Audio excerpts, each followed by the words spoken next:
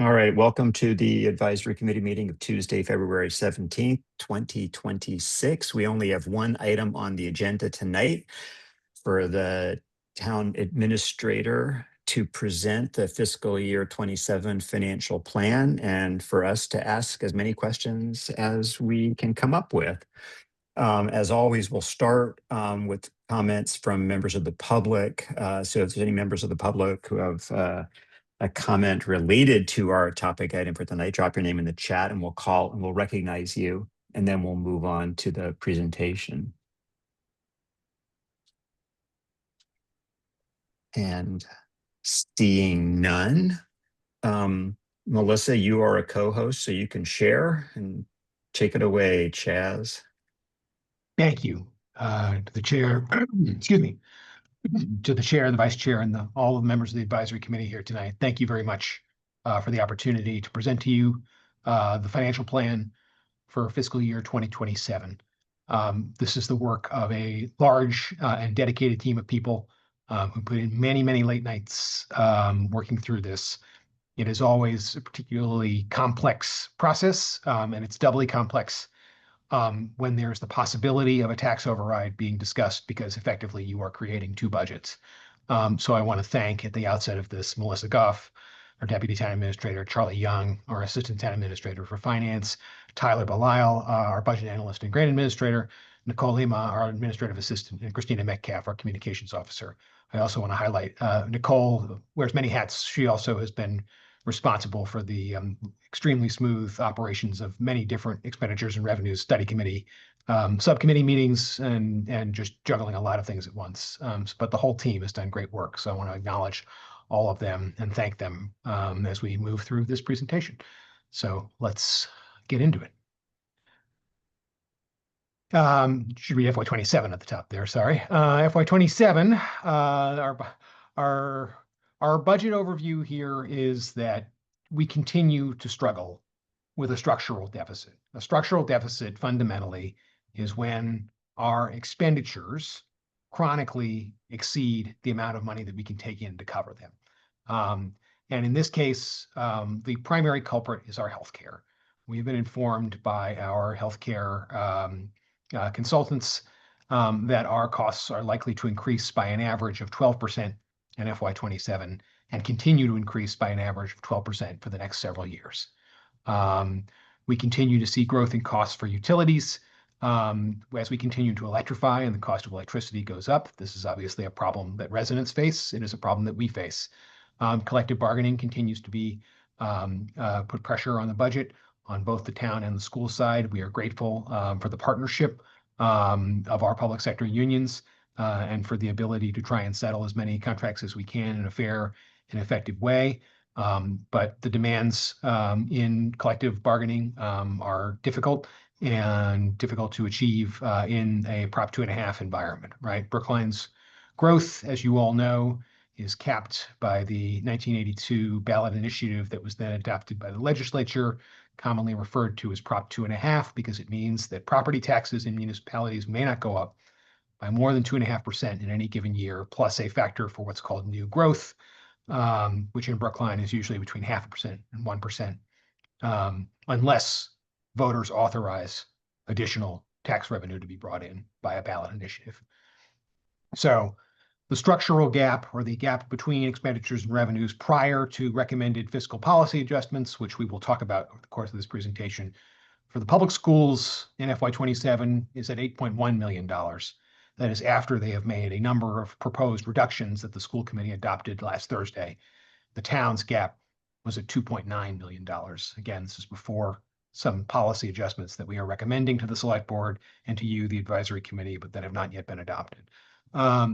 With that said, major initiatives continue. Even in tough budgetary times, we continue to try and be innovative and providing services that the communities come to expect in a cost-effective way. The new solar strategic initiative from the Sustainability Division will be putting solar panels on 5 roofs, including the new Pierce building by the end of calendar year 27. We have access now to $1.1 million in new state climate grant opportunities, being a climate leader community. The change in policy for roadways, spearheaded by the select board, is resulting in more rapid roadway repair projects in addition to the major arterial changes that are being contemplated along Washington Street and on Beacon Street. And our long-range growth planning continues to be strong. The comprehensive plan will conclude this year. We are in the midst of detailed discussions about the development on the Newton border at Chestnut Hill West. The select board is thinking strategically, not just in the short term and the long term, but also in the midterm now with the development of their 2030 roadmap that is going in progress. There are a lot of good things going on in Brookline, even in these tough economic times. So we can go on here. In order to close our gap, the town is currently in the financial plan proposing $1.57 million in cuts and $1.2 million in increased fees and fines, of which $421,000 will flow to the town's main operating budget. The remaining gap must be filled either by additional cuts or a voluntary property tax increase. Those are your no override and override scenarios. But that said, in FY27, there are out-year pressures that are looming. For example, the contract settled with the fire union that was approved by this body and by town meeting has a tail that takes in effect in FY28 that puts an additional $910,000 onto the budget. The sustainability grant that has funded the Sustainability and Natural Resources Division for the last 3 years will expire at the end of calendar year 27. And then there is this continued mismatch of fixed costs and revenues. These numbers do not reflect additional known costs. So there's that fire contract. There are police positions that are being held vacant to fund the police department, the police union contract. The fire overtime budget is not corrected for in this circumstance. So the town has proposed to the Expenditures and Revenue Study Committee and to the town subcommittee of that body an initial potential override number of $5.31 million. That amount would cover fiscal years 27 through 29. Unlike in past overrides where that number was phased in over time, the town's current proposal is to phase that in all at once and to take some of the savings from money not spent in years 1 and 2 to cover years 2 and 3 to the extent necessary.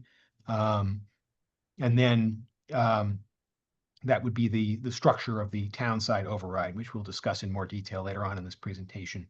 On the school side, on Thursday, on the school side, on Thursday night, the school committee posted their preliminary numbers. This is the first time we have had concrete figures to work from on this front.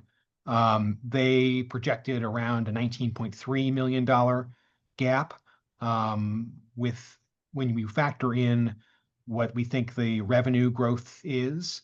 And again, remembering that healthcare costs continue to rise. Healthcare cost is accounted for what we call above the line, meaning it's taken out before the town or school side of the budget sees any of that revenue. It actually means that in FY29, even if more tighter fiscal policies are followed with regard to the operating budget, the schools would still see a net reduction in the amount of revenue they would be receiving through the split. And so their number would actually go up in terms of the gap for that 3-year period to 19.84. So the universe that we are talking about in terms of, where these conversations begin in an override discussion is large. $26.15 million, which represents around 7.8% of the prior year's tax levy. And again, that is before you take into account the standard Prop 2.5, the new growth, and the increase from debt exclusions, which is around 5.1%. And so when you look at those numbers all together, 7.8, 5.1, you're already at around 12.9% from the prior year of a potential average tax increase from the prior year. Okay, we can go on here. Thank you. This is the wall of numbers. You can see that they balance out. This is a no override scenario. In the event that an override is not passed or is not proposed, this is where the town would wind up. You see that growth in property tax. There's that 5.1% number that we discussed. You see our growth in local receipts, state aid, a slight decrease in free cash that's being appropriated. Again, remember, we intentionally don't appropriate a portion of free cash So that's the appropriated amount. And then you see where our expenditures lie. And you see again that growth in municipal departments and the school department is relatively anemic. That is because that non-departmental number, which includes the budget busters like healthcare, is so high. That number, those needs are met first through the way that we split revenue. And as a result, there's not a lot of money left to flow through to the municipal departments and the school department. So we can move on here. Here are the revenues. Once again, property tax makes up roughly 73%, 72.6% all of our revenue. Local receipts, around 8%. State aid, 5.5%. Free cash, which is the unspent money from the last fiscal year, 4.2%.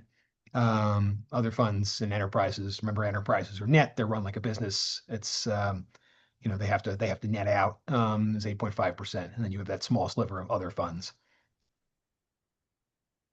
So property tax in FY27 projected at 349.5. You can see how that plays out with the Prop 2.5 increase. New growth estimated at around $2.5 million. Here again, this is a no override scenario, and you see what our excluded debt is. Remember, excluded debt is the debt that is passed on directly to taxpayers by a ballot initiative. It is a temporary increase in the levy, but it is an increase for the levy for the term of the debt. And in this instance, the terms of the debt are quite long, 20 or 30 years, depending on the project. State aid, gross state aid this year, 26.7 million, a net of 18.6, an increase of less than $1 million from FY 2026. Unrestricted general government aid increased by only $197,000. The Mass Municipal Association released a pretty stern report this past year, talking about the impact of Prop 2.5, the impact of state aid, talking about how in net terms, in real money terms, the percentage of unrestricted general government aid to localities has actually declined over the last 25 years. We are getting less in real money than we used to from the state. With that said, the governor showed up at the Mass Municipal Association conference this year and basically said, sorry, it's true and we're not fixing it. And so that is where we are. The state continues to not fund unrestricted general government aid anywhere near where localities would like it to be funded at. And the same is true for Chapter 70 education aid, slightly different problems there. As you know, that system was updated in order to fund communities that require additional funding, gateway cities, historically disadvantaged communities, and so forth. We are not one of those communities. We're what's called a minimum aid community, and we receive a minimum per pupil amount of money, and it's limited to $75 per pupil. Our assessment to the MBTA increased to a minimal amount, and that's where that's where the net state aid of it comes in. Local receipts are up around 8%. Again, remember, local receipts make up less than 10% of the overall budget. Local option taxes went up around $100,000. Lodging and meals both went up. Refuse fee increased to meet the contract need, this does incorporate proposed fee and fine increases, which will be under consideration by Expenditures Revenue Study Committee, and then ultimately the Transportation Board for motor vehicle and the Select Board for everything else. The single largest source of additional, I'm sorry, if we could go back there just for a second. The single largest additional source of revenue in this budget is, or in this section, is going to be from motor vehicle fines. Right now, most of Brookline's fines for motor vehicle violations are between $25 and $30. The proposal here proposes increasing all of those fines to a flat $40. So parking meter violations, overstays, et cetera, would go up to $40. We cannot exceed $50 by state law, and there has to be room overhead for it to go up in the event that a ticket is not paid within 14 days. And so $40 is where the proposal will be. The Transportation Board, if NRSC agrees, will take that up as soon as we can get it in front of them. I will note that the city of Cambridge recently passed a similar ordinance increasing their fines also up to $40. Okay. Free cash. We are estimating, we have not received our final certification from the state, but we would expect it any day now. We are estimating that we will receive around a certification of around $23 million, of which we will appropriate 20.2 into the FY27 budget to meet the town's capital plan and various operating reserves. And remember, it's best practices to keep a set of that unappropriated in order to support our unreserved fund balance goal. So through the free cash waterfall, we will have $15.9 million. Operating reserves, obviously, will go first. Then the stabilization fund, liabilities and catastrophe fund, we need to replenish that, and so that needs to get additional money. We fund the CIP an additional amount. This year, we are recommending the select board fund the CIP only up to 6% in terms of revenue funding, as opposed to 6.6%, which was the policy they passed several years ago. That is in order to provide additional operating revenue to the schools in the town and defray the cost of a potential override. The Affordable Housing Trust is below $5 million, and so we need to appropriate funds to that. And then the remaining $7.3 million is free for special purposes. In this case, all of it would go to the CIP to make up for that gap that's caused by the revenue finance CIP being lower. I will say, even with this $7 million, the CIP is tight this year. There are a lot of competing projects that we really had to wedge in there like Tetris blocks. And it's going to get harder as the years go on. So, the CIP going down to 6%, the revenue finance portion of the CIP going down from 6.6 to 6% does have a practical impact on our operations. It is not free money. And I would not recommend lowering it further than that. There's a question in the chat. What is the rate of collection of those fines? I'm happy to provide to the committee, and I'll follow up the initial information that I have from the police department. We have rolling 5-year average of actuals in terms of where those fines are collected, how much they get, et cetera. We are cutting out the 2 pandemic years just because we don't think they're representative overall. I will say it is interesting that even though things are back to normal in many ways because of the changing habits that follow from the pandemic, our collections are still lower than they were pre-pandemic, but they're not meaningfully lower, and they have been steadily rising since the pandemic. But are they back to where they were in 2019? No. So the meter fees, meter fines, overstaying meters and so forth, is not a silver bullet to address these concerns. But we do think that increasing that will result in, just over $1 million in additional revenue. Okay.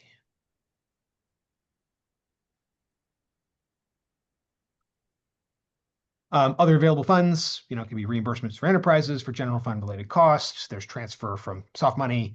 And in this case, there's a one-time overlay surplus. As you know, the overlay is an amount that we keep and is under control of the Board of Assessors. We keep it in the event that there are tax settlements where we need to make adjustments and pay out to people that we have overtaxed if they sue us or otherwise engage in litigation. We believe the board will be prepared to certify an overage, a surplus in the overlay that can then be released in this instance to be appropriated for one-time CIP projects.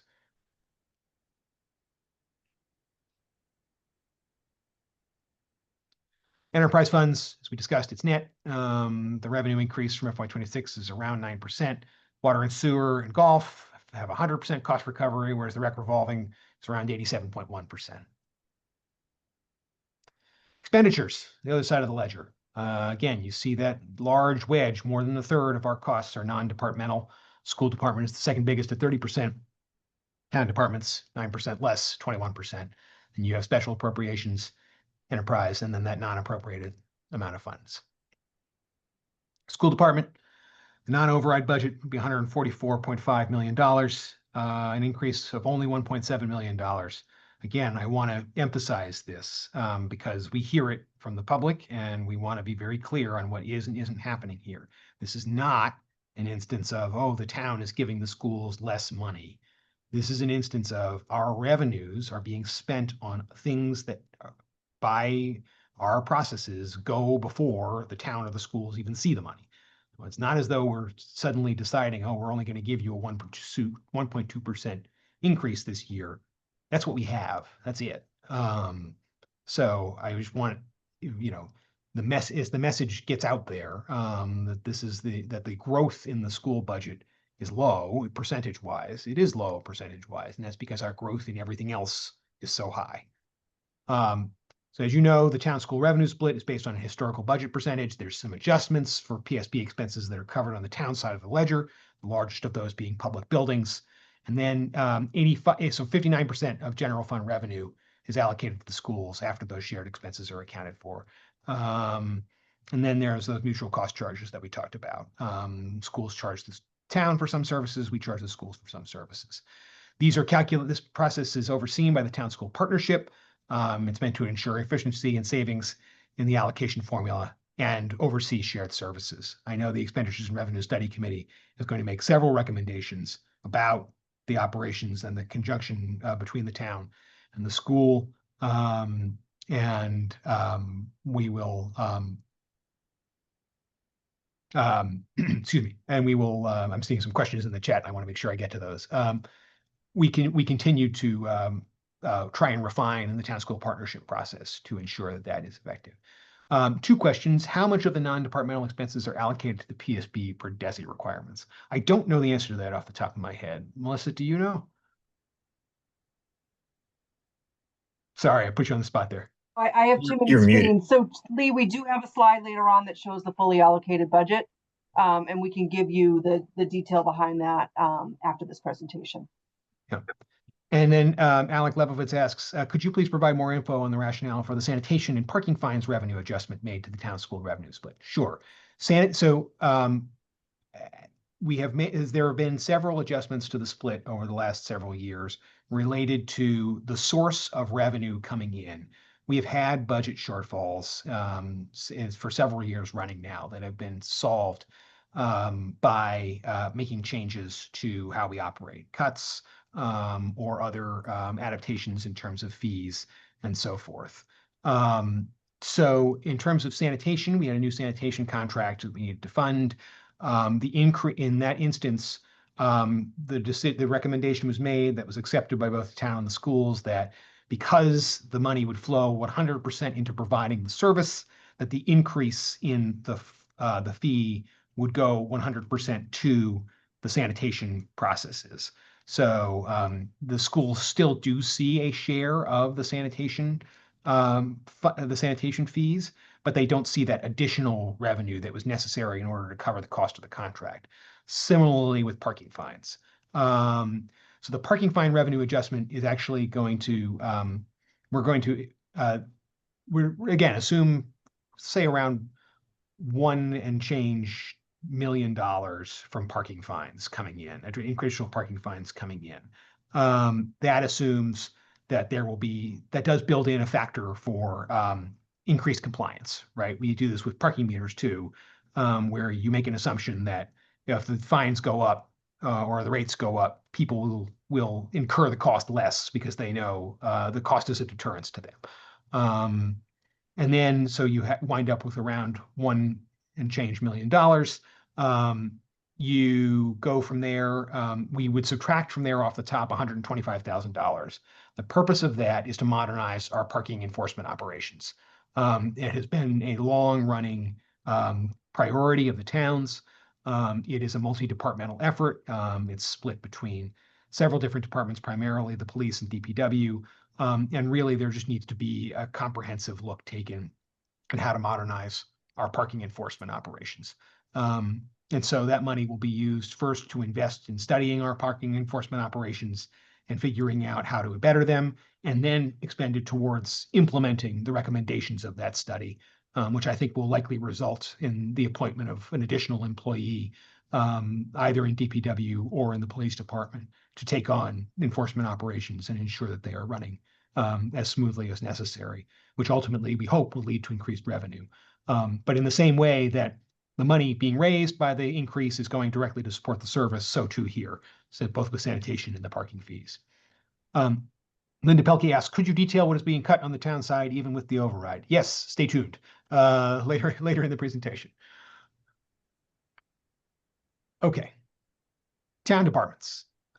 This is our non-override budget of $101 million. Again, go through the split, around 41% of the general fund. There are the major growth areas. Maintenance of effort in the police department, firefighting equipment replacements, landscaping services and public works, personal property assessment. Going from 1 to 3 elections obviously is a major burden on the town clerk's office, although we do think there's opportunity for savings in the town clerk's election funds, which we'll talk about in a little bit later. Public safety recruitment is a big one. We left civil service, so now we need to pay for our own civil service equivalent processes. So that requires that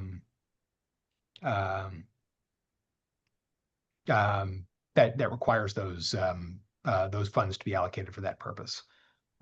Question, what is the cost of meter maintenance and enforcement? How do we know what the net revenue from parking fees is once you deduct the maintenance, replacement, and enforcement costs? We don't do that currently. Because meter fees have historically flowed to both the town and the schools, we're not deducting that off the top. That's not a program that we have used that formula for, where, after expenses, we do this. After expenses, the revenues flow through the split.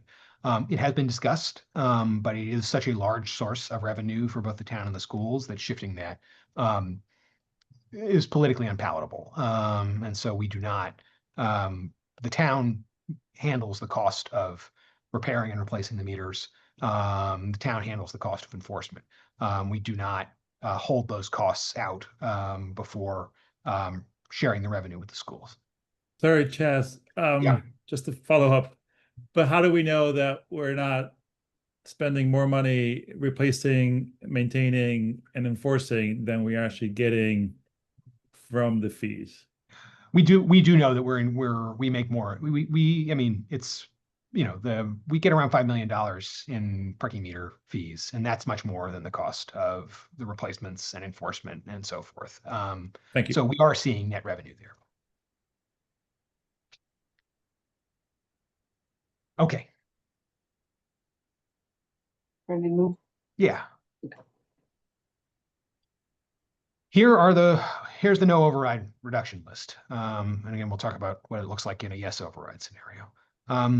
As you can see, it's pretty grim. This is a large number of personnel. It includes the 6 police positions that are currently being held open for salary savings. Wherever possible, we are trying to avoid layoffs. We are trying to deal with open positions, positions that aren't, or where we anticipate retirements.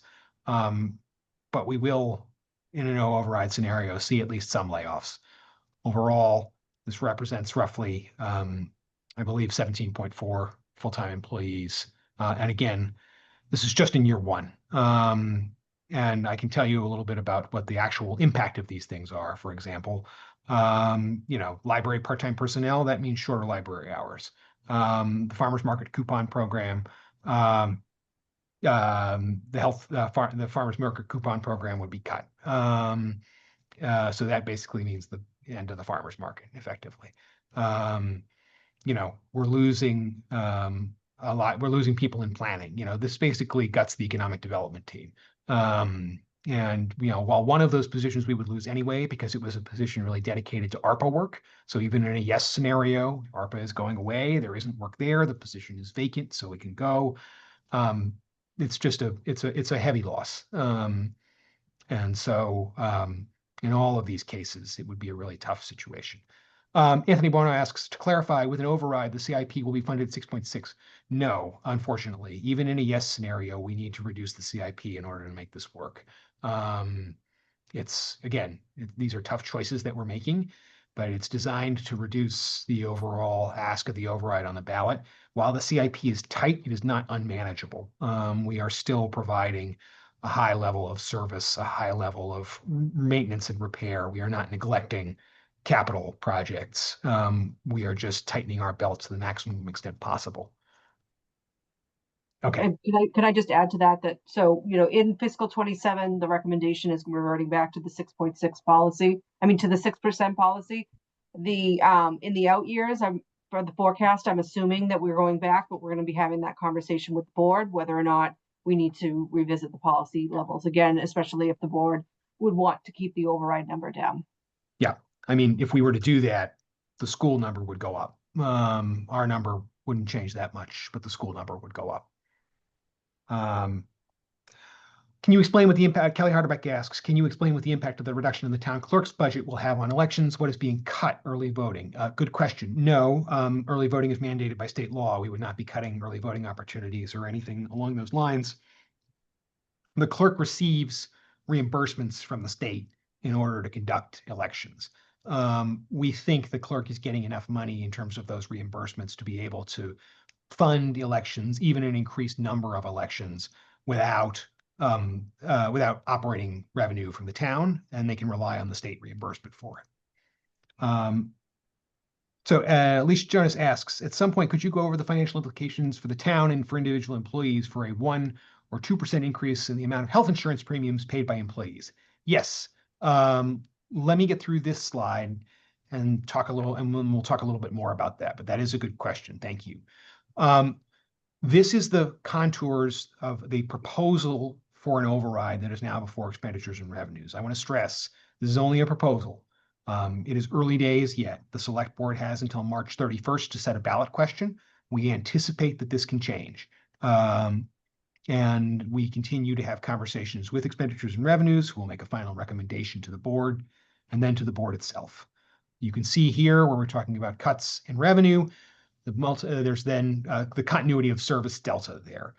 What that also provides us is a reserve because it goes over the amount needed to cover the costs in FY27 alone. So we'll talk about that in a second.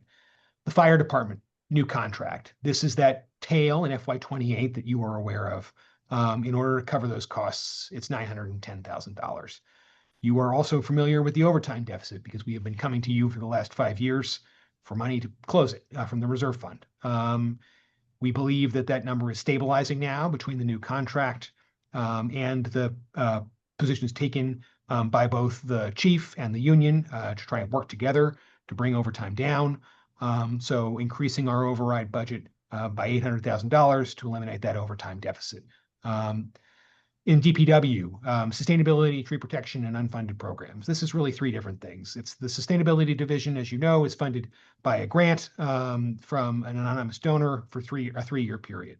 Over the course of that time, sustainability has unlocked additional grant funding for us, has provided, just an immense amount of benefit to the community, both in terms of priorities and in terms of financial stability. I think the solar initiative in particular that's moving forward here with community support is going to be, hopefully the first step among many in terms of bringing our energy costs down and making us less reliant on fossil fuels. But it's unfunded at the end of this process, and it needs to be funded. Tree protection, you're all familiar with the tree protection bylaw that was where enforcement and who's covered under it was significantly increased by town meeting. The cost of that has not been covered by the fees in question. In the last year, we've seen less than 1/4 of what we need in order to make this program work, and it's very inconsistent. And so, unfortunately, in order to actually have this bylaw function as it's intended, we need additional revenue to make it work.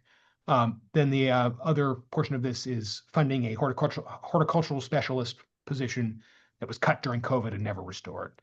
It remains a priority of the department. Right now, we contract a lot of that work out. There's a lot that we could be doing in-house if we had a horticulturalist that we don't do right now. It has been a priority of the department for several years. When asking in their budget for restorations, we haven't been able to do it. And so in this case, being able to restore that service. Ending the hiring freeze in the police department, restoring those 6 vacant positions. They cost roughly $100,000 per position. Adding $600,000 to the budget would do that. adding money to the collective bargaining reserve. In the 2023 override, some members of this committee expressed concern about not adding money in the collective bargaining reserve as part of the override. The purpose behind that decision was to make clear to the bargaining units that we have what we have, and that there's not an additional source of available revenue out there. But as you know, for our two of our larger unions, the police and fire unions, unlike all the other unions, they are able to arbitrate their disputes before the Joint Labor Management Committee. The Joint Labor Management Committee has in the past taken into account a community's willingness to pass overrides when determining what they think a valid contract looks like. I think that's, you know, I struggle to understand why they do that. That seems very dangerous, but they do. And so as a result, we need to, when negotiating contracts with the public safety unions, we need to think about what are we going to get out of arbitration if we don't settle this contract. And oftentimes it's worse than what's on the table, even if what's on the table is unsustainable from a revenue position. So putting additional money in now does allow us more flexibility in collective bargaining. I will also note that we recently completed a comprehensive salary study for DPW employees that's going to have significant knock-on impact in other departments because most of the DPW's employees are AFSCME, and the recommendations there are likely to have ripple effects throughout the other departments, buildings, planning, et cetera, where there are AFSCME employees present. Our case management software, the police department, is depreciated. It's no longer supported by the manufacturer. We need to replace it. We also need to increase the salary of the command staff. Under the new collective bargaining agreement, lieutenants and deputy superintendents are too close. There's less incentive for people to move up in the ranks. We're very lucky that we have the command staff that we have. They're excellent. But, you know, when we have openings in the command staff, you know, interest is limited because people say, why would I give up my union protections for, you know, not a lot of money more and losing the ability to do a lot of the things that the union contract provides. Senior center transportation. This is a big one. We are the last community that provides full service, free senior center medical transport, at least the last that we are aware of. We can certainly do some digging in all 351 Massachusetts communities, but that's, as far as we know, we're the only one who's still doing it. Newton has stopped their program. Cambridge has stopped their program, et cetera, et cetera. With that said, it is a community lifeline. It is a quality of life issue, and we really do pride ourselves on our senior center being at the forefront of what we provide to the community. And so the town is proposing that we shift the operations of this program off of ARPA dollars, which are expiring at the end of this calendar year, and onto the operating budget in a sustainable way, meaning that there would be potentially a small nominal fee charged to low-income residents, and then a larger fee charged to folks above that income threshold, but would still maintain the program, still maintain the flexibility. Simultaneously with this, we would like to increase the capacity of the transportation coordinator. Sebastian joined us, I believe, early last year. He's been doing fantastic work. He's very well liked among the team, and has really made leaps and bounds in terms of diversifying our transportation opportunities. You know, we continue to see uptick in the use of the senior citizen discounts for Uber and Lyft. There's this new system called GoGo Grandparent that's very effective. We also have this new pilot with the Teen Center Transit Program. We're using taxi and limousine revenues for that. And that's been a very effective program that we want to continue. So we want to increase our capacity to provide transportation-related services. And then we want to bring on an administrative assistant who is currently on soft money onto the operating budget to free up funds, grant funds, for other purposes in the senior center. So that program is one of the only ARPA funded programs left that we want to continue on. We were generally very good at not putting ongoing operating expenses onto our ARPA budget. The other big expense that we have on the ARPA ledger is our Zoom license, the license that powers this very meeting. It is funded through Zoom funded through ARPA, and so we need to basically move that onto the operating budget. Similarly, a number of our security-related IT licenses are funded by UASI. As you know, it's a Homeland Security initiative. We anticipate losing UASI funding going forward. The current federal administration has said that future allocations of UASI will be contingent on the localities who receive it spending at least 10% of their money on immigration enforcement. We're not going to do that, so we're going to lose the money. And so we need to bring the UASI funded licenses on to the town side of the budget. That will be phased in over time. Some of these we've paid for and won't hit the budget until FY28. So you can see that around $80,000 and the cost won't be collected, won't be spent in the first year. Lastly, in the clerk's office, there's a part-time clerk typist. Ben is already paying that person basically full-time in terms of additional hourly work. So we might as well memorialize that, bring that person on to the full-time budget and free up that money for something else the clerk's office can actually use it towards, given that they clearly have the need and the work. It's been demonstrated, so we can make that position full-time. You can see here that adds up to $5.31 million. In real dollar terms, that is less, very slightly less, about $910 less than what the town received in the 2023 override, which was $4.995 million. So when adjusted for inflation, the ask from the town side is flat, and that's by design. We are intending to try our best to keep this number as low as possible. In order to do that, we've built in this reserve. What the reserve means historically is that we can go on to the next slide, Melissa, if you want. Perhaps not. What the reserve means is we would recommend taxing to the full amount of the levy on the town side in year one. Historically, we've said tax to a certain amount in year one, year two, year three, and then, in that way it's phased in and the impact to the taxpayer is not as acute. All in all, this is around 1.6% of a levy increase on the town from the town side request. That's obviously not nothing. 1.6% of $332.5 million is still, this amount of money. But our view is it keeps the cost down in the long term and gets us through to FY29 by being able to spend override reserves on unexpected expenses in the out years in FY28 and then FY29.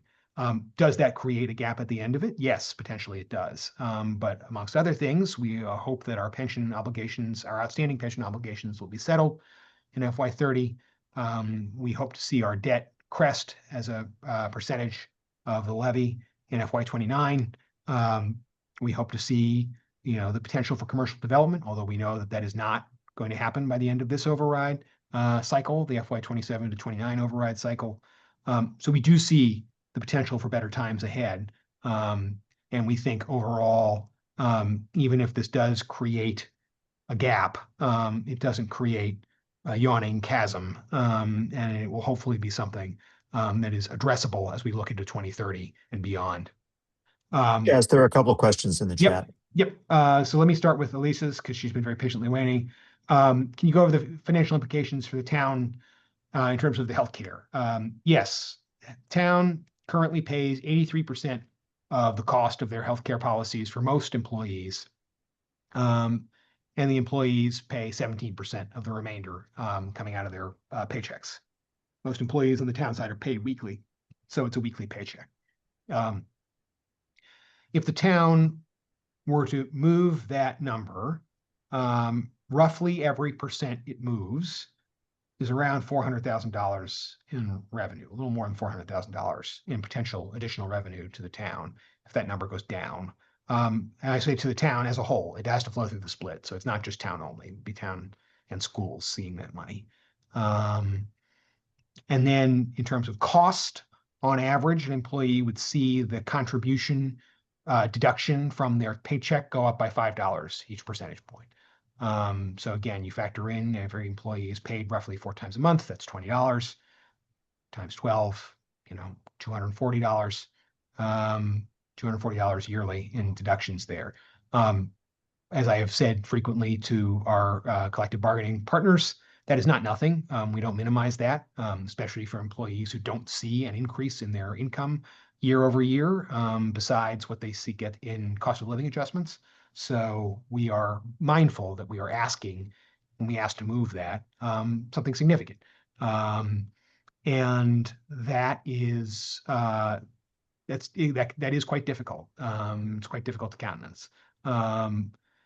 Because of when we got into the GIC, the group insurance, the consortium that provides healthcare to a number of communities and to state entities, in order for us to move that percentage, a weighted percentage of the bargaining units need to agree to do so in order for that percentage to move at all. What that means in practice is either the teachers and one other union need to agree, or everyone, including retirees, needs to agree in order for that percentage to shift.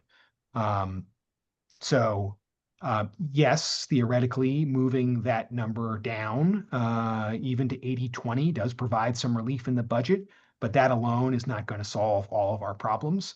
And it's got to be bargained. They're not going to do it unless you provide some guarantee that there will be some cushion in the budget to cover for the increased expense or the decrease in take-home pay that those members are receiving. I know there's been some discussion in expenditures and revenues about why don't we just say that we're not passing as big an override and tell them that if they don't want to see cuts, that the percentage needs to shift. I don't know how effective a bargaining strategy that is, frankly. I think they may take their chances at town meeting. So there's a question from Carlos Rodrigo on the franchise fee. Yes. As you know, the franchise fee is 5%, of which 2% goes to big. Other towns, Lexington, Newton, Cambridge, Boston, the full 5% goes to the local channel for their operations. Now, Big provides, they've calculated that the market value of what they provide is about $500,000, about $200,000 for the school committee meetings and $200,000 for the select board meetings, $30,000 for each town meeting, and then other things like graduation and other things. And as you know, they're also, like us, in a financial crunch this year because some of the money that was coming from the town has been reduced. The $40,000 from the hybrid is probably going to be reduced to $20,000. Is there any thought of, since the franchise fee is designed for maintaining and capital and everything for local channels, is there any thought of increasing that percentage, at least 1%, for example, so that our partners in town, which are nonprofits in this case, but provide services to the town, get more of what they should be getting, like other towns? So I can take this one, Chaz. There's a lot of history behind this. The town has special legislation which did allow it to capture a piece of the franchise fee. But that revenue source is also declining for us as well. So last year, the estimate was $450,000. This year, we brought it down to $400,000, and it's going to continue to evaporate as more people cut the cord. So, I think that if we're reduced, that would just be to add to the cuts that you already see in front of you. And it would be a $240,000 additional cut to the school department as well. And I don't think that solves the overall problem of the need to diversify revenue in order to support the programming. So, well, the question really is we're shifting the issue. So the town doesn't pay Big for the services. Yes, we do. Not in the value that it provides. Right, and so we're in the process we have an MOA with Right. FIG. And so that will be addressed as we renegotiate the next memorandum of agreement. Okay. But what happens if they can't financially survive? What would happen? I think that they would need to articulate what that means, and then the select board would have to evaluate what that is measured against the reductions that we would need to implement on the municipal side in order to provide them more support. Okay, thank you. Go through a couple of questions here. Brian Ladd asked, no restoration of planning positions in the proposed override. Yes, I apologize. There's a missing slide in here. I'm going to share. Melissa, can I jump in and share my screen for a second? Thanks. Sorry, I need the host to approve me. Yep. 1 second. Thanks, Dennis. There you go. Go.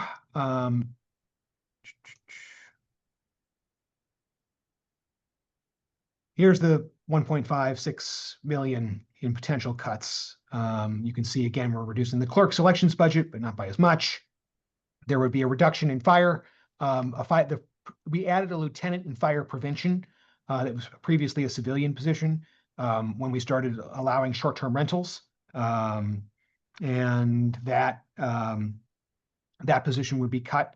Again, $1.7 million of the override is in the fire department.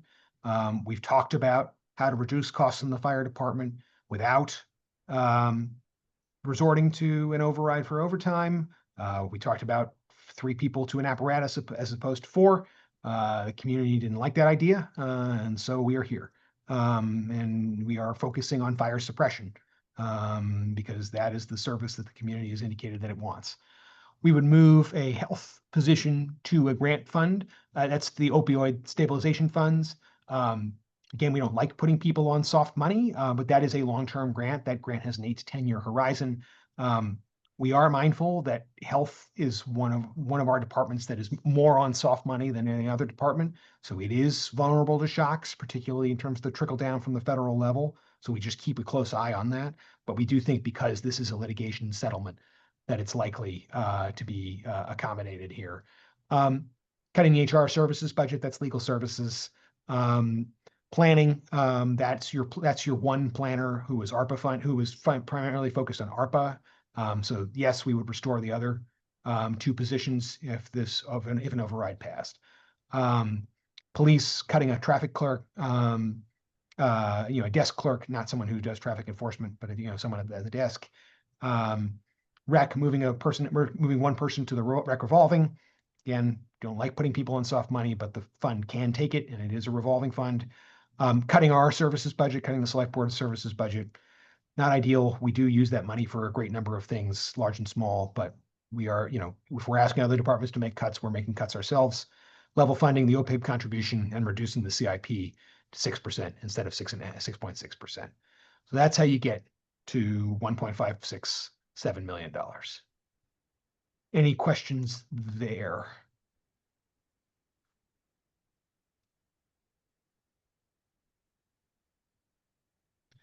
So going on from here, Anthony Bono asked, do you know what the healthcare split is in peer communities?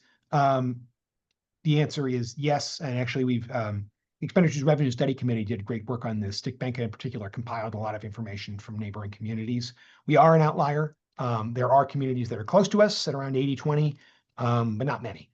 Most communities are at 75-25. Some are even lower.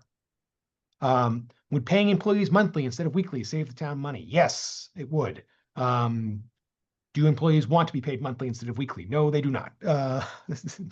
Unfortunately, it is something that would need to be bargained.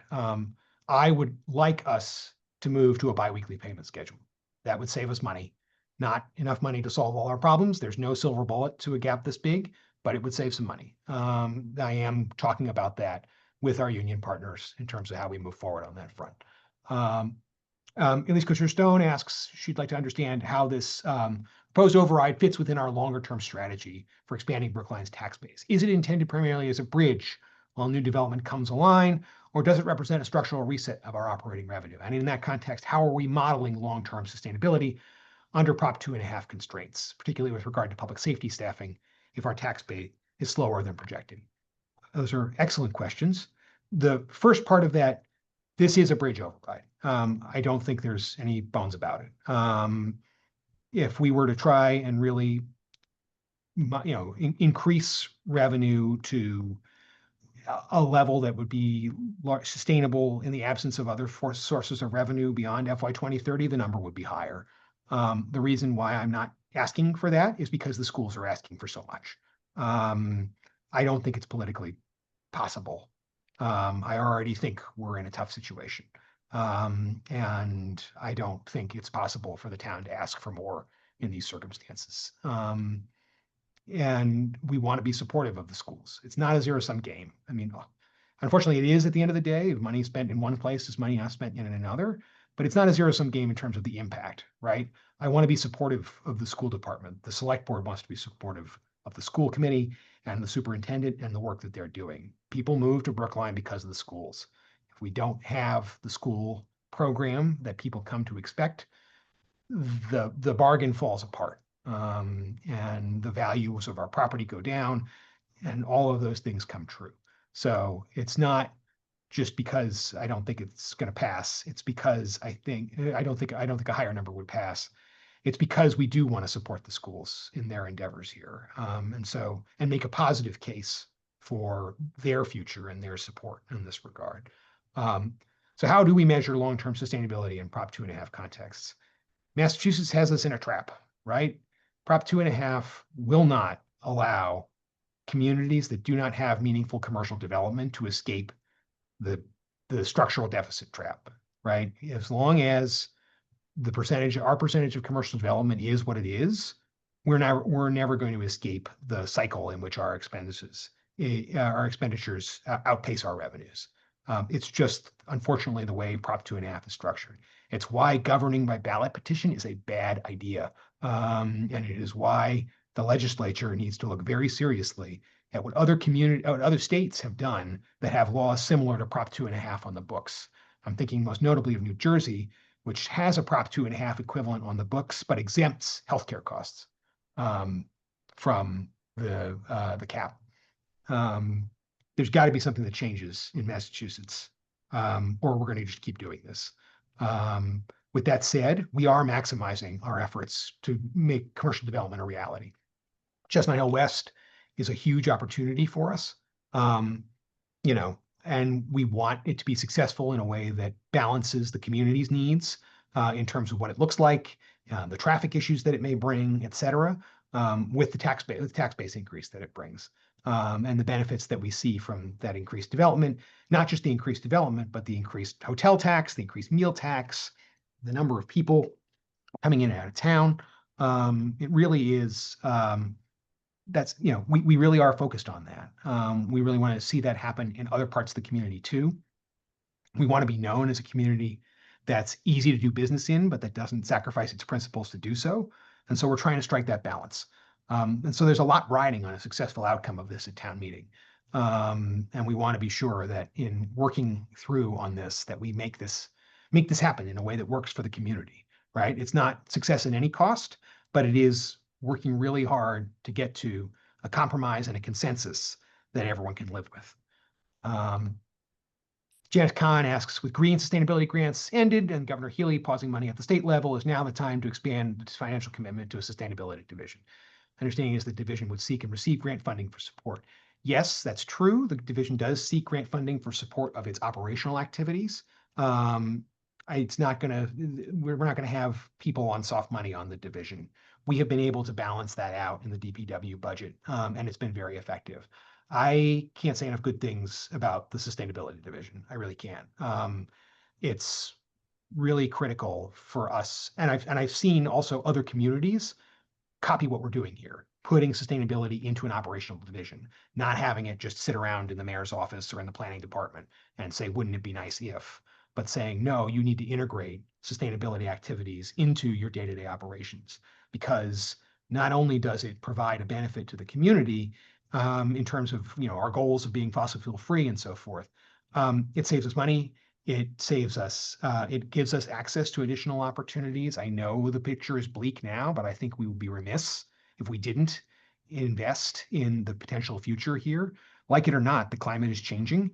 And no matter what the federal government thinks, there are going to need to be remediation efforts that take place in order to ensure that we don't, pass a tipping point and so forth. And local things that will need to happen, even if the climate does change substantially.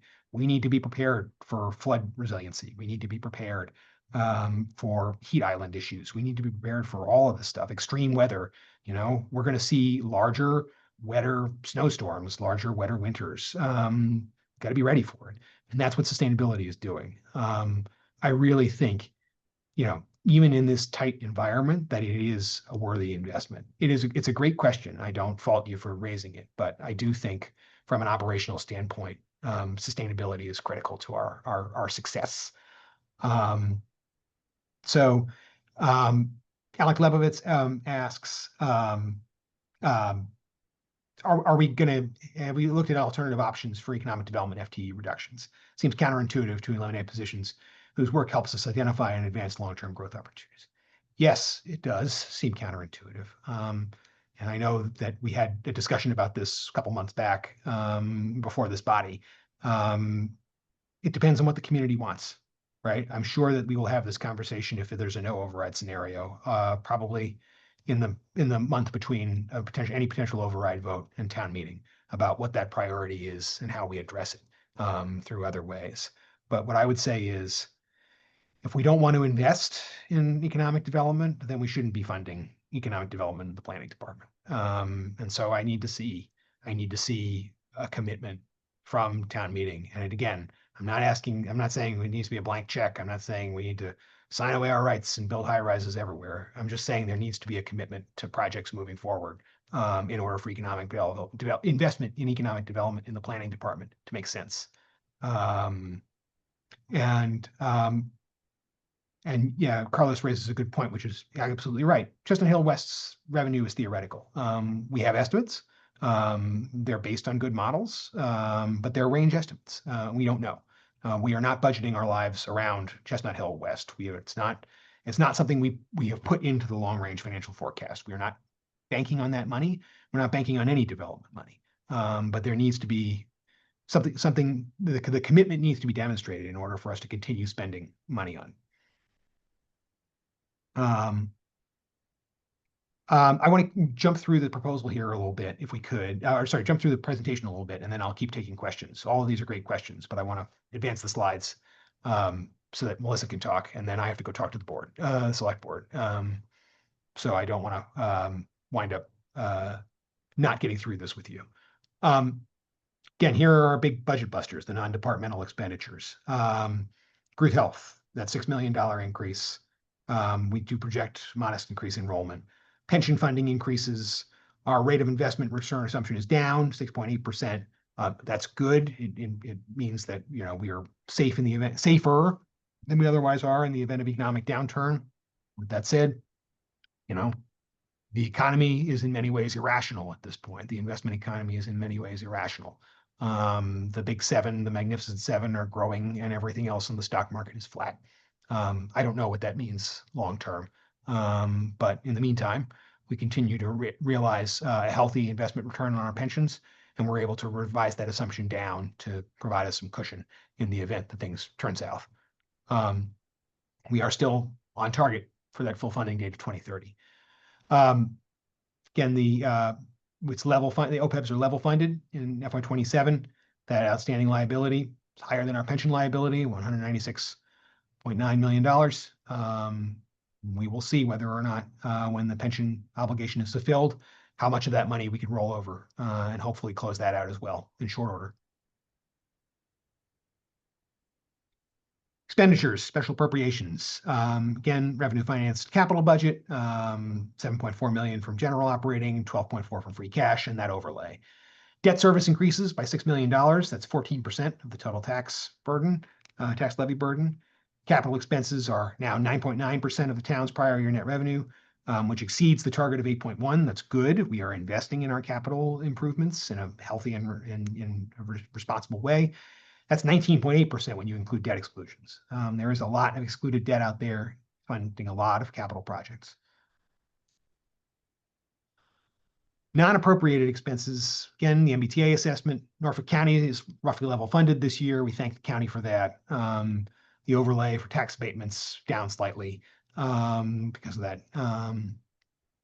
Enterprises, again, there's that net, there's 8.8% growth, as we talked about. The golf enterprise is using retained earnings for implementation of the master plan. That's going extremely well. It is definitely worth going down there and getting a tour from Justin Lawson if he has the time and you have the time. Really just excellent work going on at the golf course currently. Policy and issues and initiatives. The select board set their goals and objectives again early this year. And they're also working on that 2030 roadmap, which is great. So you can see here some of the policy issues and objectives that the select board has set for us. And you can see in the conversations that we're having some of the things that we're already doing. For example, the comp plan should be done this year. Climate Action Resiliency Plan, Vision Zero, community health. We are streamlining permitting, licensing, and funding. This was the first year that license renewals were all electronic. It was a learning experience. We had some businesses who were upset by the process, and we are working to make it better for next year. But it also is just a huge step forward to not be on paper. So we're moving in the right direction on licensing, and we are trying to eliminate, bureaucracy and red tape and getting new businesses started and getting old businesses, their licenses renewed. We've talked about user costs and penalties, fees going up. Increasing revenue, obviously, continues to be a large aspiration. We promote integration and inclusion. We improve town governance through community input. This is a big one, talking about how do we revise and run community-oriented processes that the community is satisfied with. We want to reduce our greenhouse gases from housing, facilitate residency for public employees. It's not an easy task, but we will continue to evaluate what we have available. Facilitating Brookline residency for 80 and 100% AMI households, middle-income housing still remains a priority. We talk about how that was a key portion of Harvard Street. Again, you look at Harvard Street as also a priority. We still think that there's time to gather data on Harvard Street. We don't think that, we know that there have been calls to modify some of the ways that Harvard Street works. We're looking into that, but we don't think that that's happening this fiscal year. It may happen. The earliest it would likely happen is next May. And again, we want to see more data before we start tinkering with that. Improving the public way. We talked a bit about how the select board's change in policies has been effective. Simplifying parking. Talked about, the investment there and enforcement and meters. Reducing our emissions again, through installation of faster charging infrastructure, removing chargers that aren't being used, optimizing space along the Beacon Street corridor, and improving multimodal safety. And then preserving our financial health. Using expenditures and revenues study committee. In addition to talking about an override, they are talking about things in the longer term. They're talking about energy independence. They're talking about OPEB policies. They're talking about ways that we can try and lessen that structural deficit.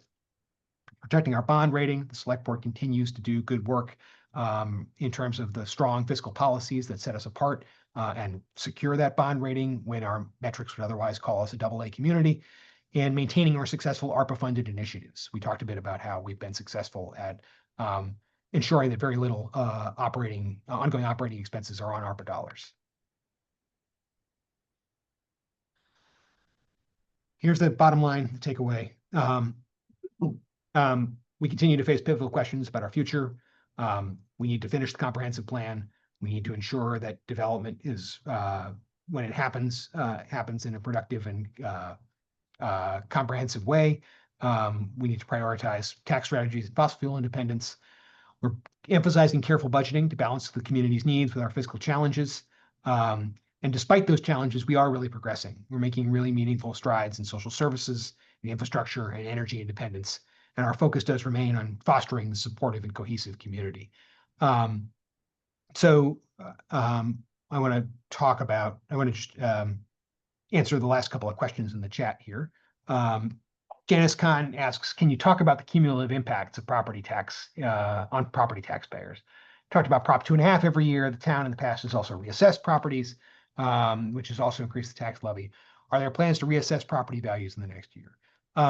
Property values are reassessed on a regular basis, depending on, whether or not there's anything for example, if we catch any additions being made to property and so forth. If there are improvements being made, we try and assess those appropriately. We reassess in accordance with the assessor's schedule as need be. So yes, on a regular basis, we do reassess. We had a comprehensive personal property reassessment that provided additional support in the budget as opposed to real property. Related to the growth of new revenues, what's the status of Waldo Durgan? Waldo Durgan is stalled, continues not to move forward in this current environment. I don't have a projection for when that project will come online. Fred Perler asks, what is the bottom line? How large a percent increase will the average resident see in each of the real estate tax bills due to the override and ignoring changes in residential property assessments? Once the select board sets an override number, we will publish a property tax calculator that you can plug your address into or anyone's address into, and it will tell you exactly that. It depends, right? I can't give you a baseline because I don't know about, for example, how the residential exemption impacts it. That's kind of the biggest question, but also just the valuation in general, right? Does it even qualify for the residential exemption? Is it too high, et cetera? So we're going to have that information for you, but we need the select board to set the ballot question before we can answer it. Okay, I think the next part of the presentation is my piece. So Chaz may drop off if he has to run back to the select board.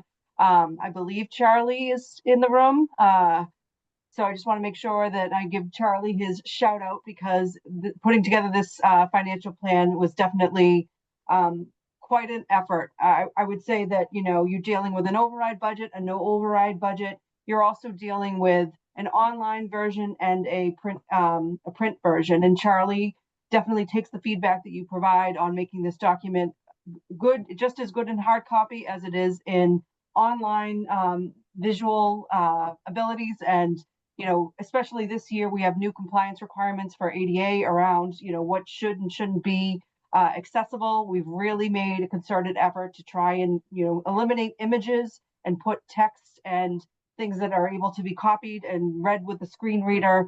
And then for things that are not being able to be read with a screen reader, we're putting together alternative text so that they can understand what they're skipping over when they are using their screen reader. So it's a lot of effort to get all of this information presented in the way that it is. I really do want to thank Charlie and Tyler and Nicole and Christina. Christina's been helping us with these slide decks, especially in the new branding as well. So it's been really such a great team effort, and just want to make sure that I acknowledge all of that because and Melissa, we'd like to thank Chaz before he completely disappears, because that was an excellent kickoff to this discussion, and I want to make sure that our appreciation is sent to him. Great. So this slide here is just another summary of the budget. Basically, our general fund revenue combined with our revolving funds, basically a 5.2% increase. And then you can see the appropriations, how that money flows into the appropriation side of the house as well. Then Lee, this is the slide that was called out earlier.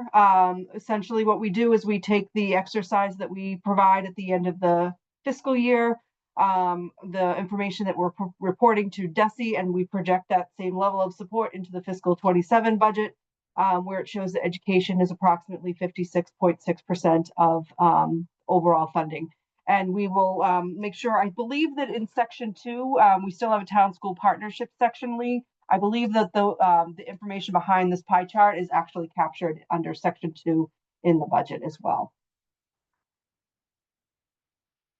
So this is another blizzard of numbers, essentially showing the overall funding for revenue and expenditures as well. So you have your revenue, you deduct your state and local non-appropriated costs, and then you have your what's available for appropriations afterwards. So this is just really more for people to visit afterwards. A lot of times when we're presenting in the select board hearing room, these numbers are hard to read, but just want to make sure that they were available. We will be posting this presentation after this evening. Obviously, we have a few last minute changes because we were pulling this together at the very end of right before executive session. So we've caught a few things that we'll have to fix before we post it online as well. So just going into a little bit more detail along local receipts, so you can see some of the changes that we do have in local receipts. So departmental and other, the biggest change there is improvement in what we're seeing for meter collection. So we had originally a $5 million estimate for meters. We bumped that up to 5.7. So that's most of the change that you see going into fiscal 27. General government, most of the adjustment there, we are increasing some building permit fees. And so that's part of what's getting captured within that 7% number. Even though we do have some pretty strong returns in interest income, I think you've heard us long enough that we don't feel that that is something that is going to sustain itself, considering that the interest rate market, especially with ARPA funds in our accounts, provided those higher returns in the past. So we're essentially just growing it by 3% in fiscal 27. Then we have our licenses and permits, which are pretty steady. We're level funding that over the following year. Our local option taxes, we're being cautious here. Although we are seeing some pretty decent activity, I think we are concerned about an economic downturn. I always look to see, what the state is projecting in terms of what they are looking for sales tax revenue and local option revenue as well. And I also look at the city of Boston just to see kind of how we're measuring against the way that they're budgeting for these accounts as well. And I think that, a 2% increase is a pretty good assumption, and making sure that, we're going to be able to hit those revenue estimates as well. For motor vehicle excise fees, we generally use a 5-year average. And so that's what that $6.8 million provides. Parking and court fines, you can see that $1 million increase is directly related to the fee and fine proposal that Chaz talked about earlier in his presentation. And then the growth in pilots just reflects the annual increases that we're expecting from the agreements that we currently have in place. And then you can see the refuse fee coming in at a 4% increase. I am seeing some questions come in. Hold on a minute. Looks like Carlos has a question. Thank you, Charlie. Yes, I'm just going to repeat, I guess, my previous question, which is because from being on the capital subcommittee, we see all the expenses of the meters and everything, and then we also, from other years, remember that our rate of recovering fines hasn't been that great. I'm just a little worried about seeing an increase of 39% when we don't really know how much that 39% increase is costing us on the other side. So I wish we could have some clarity on that. Well, we can pull something together for you. I think between the parking enforcement officers, the DPW staff responsible for maintaining the meters, the police officers that are also issuing fees and fines as well, and then in addition, the finance staff who's helping with the collection as well. I think we have more than enough expenses to apply those fees to. So I'm not concerned about the level of fees being imbalanced with what we're expending. So if that's what your concern is, my concern is that we don't, if we say we give $1 million in parking fee in parking fines, but we only recover $500,000, then we only have $500,000. Yeah, no, and I think that Chaz did apply a discount to what he anticipates that we would be collecting from compliance, and I do take your point about the collection rate. We can get that from the Public Safety Business Office. One of the things that we also benefit from with parking and court fines is that when people don't pay their parking fees, there is a hold placed at the registry that won't let them renew their license until they have their parking tickets paid. And so that is kind of the thing that allows us to have a strong collection rate. But we'll get that actual number for you, Carlos. Thank you. And then it looks like Michael Berger has a question. Yes, thank you. I have a question about pilots. I had a question last year about pilots. I had a question the year before about pilots. And it's a 2% change each year. I wish my tax went up 2% each year. It's not that the property that these institutions have decreased in value, but the amount of land, the amount of property that they have in the town is huge. And to go up 2% is not appropriate. I know that Alec Leibovitz was the head of a study committee that studied this. And I understand that that we do have agreements, but I'm questioning those agreements. This does seem disproportionate, that a large part of our property in this town is not going up in its contributions, while property taxes to residents is going up maybe 10% a year. I agree. I agree that, you know, the pilot discussion is definitely one that, I think from a nonprofit standpoint, they would argue that they don't fully utilize the services that the town provides. I think that's the argument that they would toss back. But, I do agree that there is some room for, additional discussion, especially with nonprofit partners that are currently not participating. But these are voluntary agreements, and so the amount that we have here are for agreements that we have in place. And you can, you know, when you have Lincoln in front of you for the finance hearing, you can discuss that further with him about, you know, the strategies and what he might see as opportunities as well.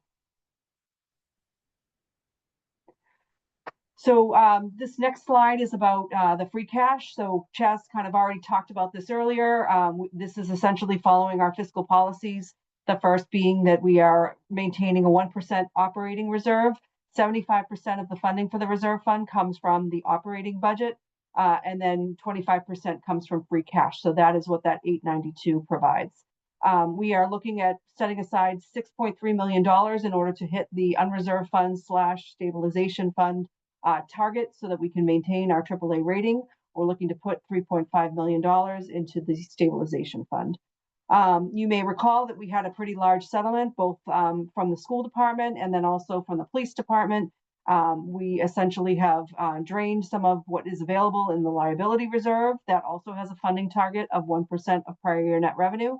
So we need 2.182 in order to try and bring that balance up to the recommended policy level. Then we have our capital improvements, and so we need 5.356 in order to meet the target there. Same thing with Affordable Housing Trust. It was below 5 million, and so we're looking to add 2.4 in order to bring that level back up. So then after all of those policy requirements are met, right now the current recommendation is $7 million for additional CIP. So that is the recommendations around free cash. This is just showing a projection of where we think the fund balance will be with the additional $3.5 million. We are still examining that, and we're also looking to try and maintain our status around the Moody's AAA rated communities. We want to try and be in the median.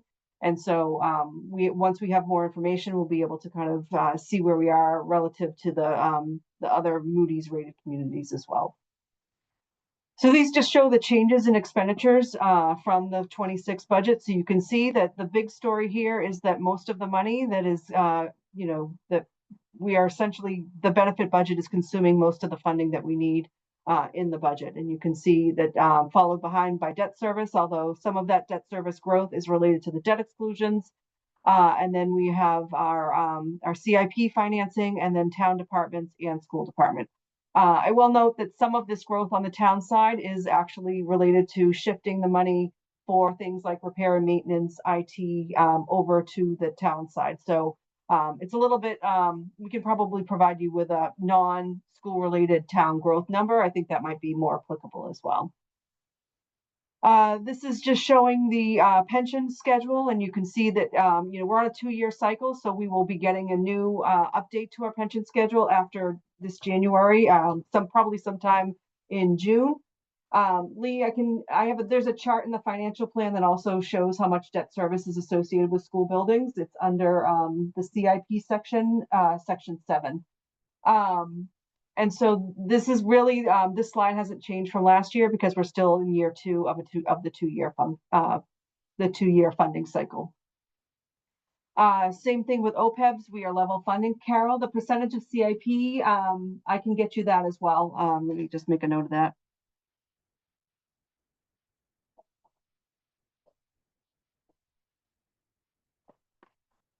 So the OPEB basically is level funded in fiscal 27 at 4.93. I am assuming we are growing it back again, but obviously, as Chaz said, that potentially could change as we talk to the select board about the policy levels that we have amended in 27 and whether or not we should be holding that for the 3-year override cycle. So, water and sewer, Charlie, I don't know if you want to take these. I think last year you had. Thanks, Charlie, for dropping that link in there. But essentially, this just shows the water and sewer enterprise fund, and the changes between revenue expenses showing, basically the overall water and sewer budget. Same thing with golf. Basically the golf budget. A lot of the growth that you're seeing in the golf enterprise fund is the use of one-time retained earnings. That see this $350,000 growth. That is coming essentially to support some of the capital improvements that they're doing on the course that Chaz talked about earlier. Dennis, you had a question? Yeah, it involves backing up potentially, because I find myself a little confused by the free cash waterfall discussion relating to CIP and the number that Chaz had thrown out earlier of the 6% number. I just don't know how to correlate the 8.1% number that we're seeing here relative with the 6% number that Chaz was talking about earlier. So the 6% is what is coming from operating revenue, and then we use free cash on top of that to get to 8.1. Thank you. Yep.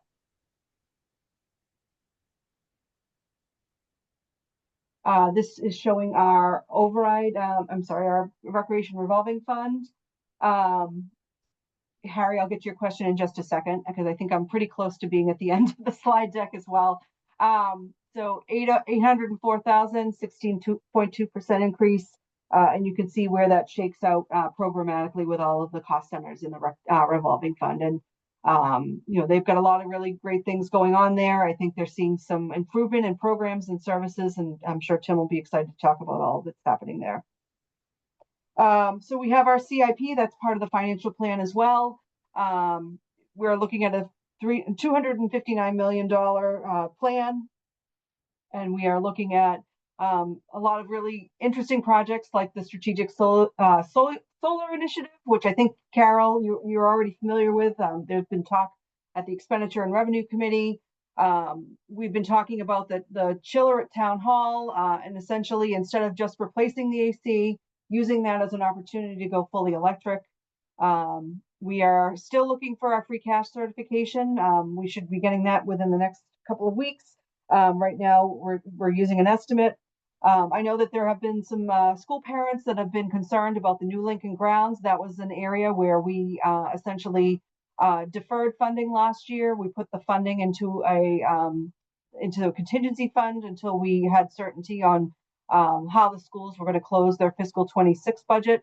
That new Lincoln School grounds is funded in the fiscal 27 CIP.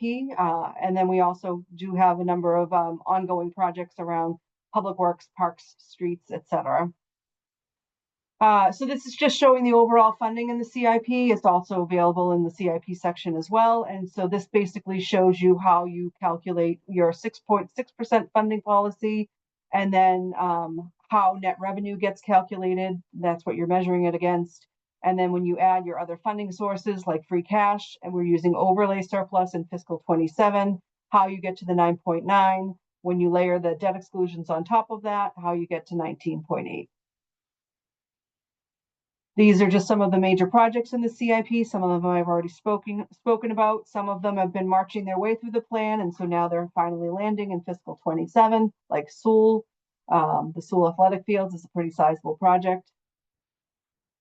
So then we also, we've been talking a lot about the long range plan, and basically looking to see if we're going to be able to basically use these 3 years of the override to address at least the first 3 years in the long range forecast. The assumptions around the forecast are laid out in the budget message, essentially around group health insurance assumptions, collective bargaining assumptions, utility assumptions, step assumptions as well. And then just kind of the overall problem where the limited revenue growth is matching up against expenditure growth that is excessive of what our revenues are, and that's what we call our structural gap. So these are the basically with all the assumptions within the forecast, how those shake out to the projections for the out years as well. You can see the growing deficits. Obviously, we have to balance the budget every year. So these are cumulative numbers. And so the problem looks a lot worse. But once every gap every year gets closed, then it will kind of lessen in the out years as well. And then this is just a visual representation of the overall gap. This little dip that you see in 2030 just shows if we are at full funding, we don't have to have the pressure of our 7.85% pension growth year over year. So you can see that the expenditures do drop a little bit, but there is still a gap. And then you can see how that plays out on a cumulative basis as well.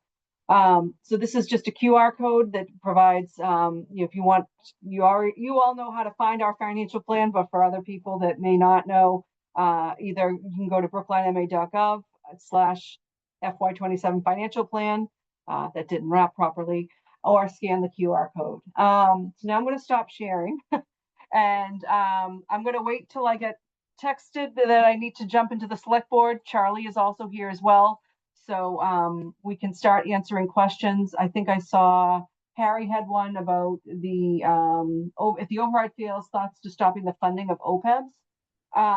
I think that we are just going to be in a situation if we don't do something around OPEBs where this is a liability that grows pretty substantially every year. And it's already consuming our budget. We're already paying the current cost of retiree health is already sitting in our group health budget. And so I think there does need to be some consideration about how we deal with the liability. We're only 34% funded. And so I don't know that kicking the can down the road is anything that we would want to contemplate. And I do think that if we did substantially change our posture around funding of OPEBs, that likely would be a warning signal to the ratings agency as well. Carol had a question. Is there a projected energy cost study with the new electrification of town hall? So Charlie has not provided a specific estimate for that particular project, but we do have a $500,000 assumption of growth in electricity cost year over year. And so we talk with Charlie Young and Charlie Simmons and the procurement office as well about making sure that we have a number in the forecast that we feel captures where we think utility costs are headed, both from a per unit cost perspective and then also a usage perspective as well.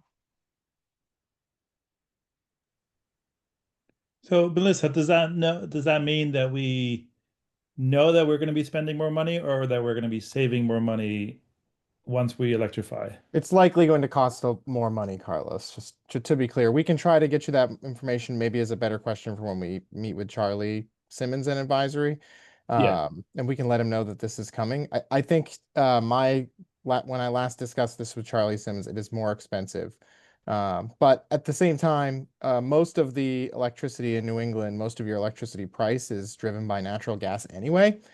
So it moves, they move at very similar rates. So I guess the question I have is, is it the right time to do that project, considering the number crunch? I do think it is, because one of the things that we are looking at with the strategic solar initiative is putting solar on town hall roof. So we're hoping that will help offset the increase that we would see in electric costs.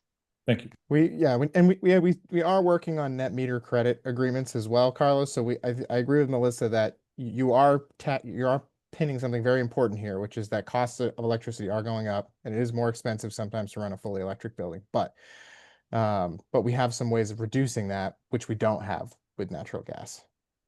Thank you. Harry? Melissa, I just want to make sure I understand this. So we're looking at given that the Expenditures and Revenue Committee has yet to come to a decision, given that this is all eventually in the hands of the select board, but we seem to be looking at an override number of about 5 mil for the On town. the town side, yes. What do we and we're looking at 9 mil for the schools? I think that, Chad's put out a number that was close to $25 million. I think that is something that the select board need to consider, whether or not that is, I think that's probably the peak, and whether or not that number can be brought down. I think, that's really still a conversation that needs to happen with both the Revenue and Expenditure Committee and the select board as well. Kind of what I think that people are trying to figure out what the tolerance is and what the number can and should be. And I think there are a lot of viewpoints on that question. But 25 is for the combined. Yes. Yeah. And how does that compare to other overrides in this state? So just had this conversation with some members of the school committee. I do think that there's a question of how you want to compare it, whether it's a dollar value, because I think Arlington just set a $14.5 million number. But then some people will say, well, you got to look at it as a comparative against the levy. So I think that's still a question that people are trying to consider. But as far as I know, Arlington is the highest dollar value. And so I think it's a question of how it should be measured. And I think Chaz has also put, Charlie's she put a link. Is that? That's to the budget message where budget Chaz message. puts. Chaz does talk about other communities and their override numbers as well. I wanted to extend Harry's question along two dimensions. One is when I assume that as part of that process, the structuring of the question is also coming up, whether it's a single override or some kind of staged, giving the voters more than one option to choose. And then the second question is, can you just refresh for us? I think all of these dates may have been scattered throughout the presentation, but what is the timetable that we can expect the Expenditures and Revenues Committee to make their final recommendation, and then the Select Board to make its recommendation, so that we will have, because we're going to be starting budget, hearings with the various departments ASAP. And we're going to be working off these hypothetical numbers until those decisions are made. I'm back temporarily. Hi, everyone. The Expenditures and Revenue Study Committee is targeting the 13th of March for its final report, giving itself enough time to write, have subcommittees get back and so forth, hold a public hearing, and ultimately make a recommendation. You may see minority reports depending on the recommendations there. The Select Board will receive that report and discuss it on March 17th. That's their workshop, likely at the golf course. They will probably hold a public hearing of their own on the 24th. And they may either, on the 24th of March, and they may either vote that night or they may wait until March 31st, which is the absolute drop dead last day that they may put a question on the ballot. So at some point in late March, you can expect the ballot question to be finalized. Okay, thank you.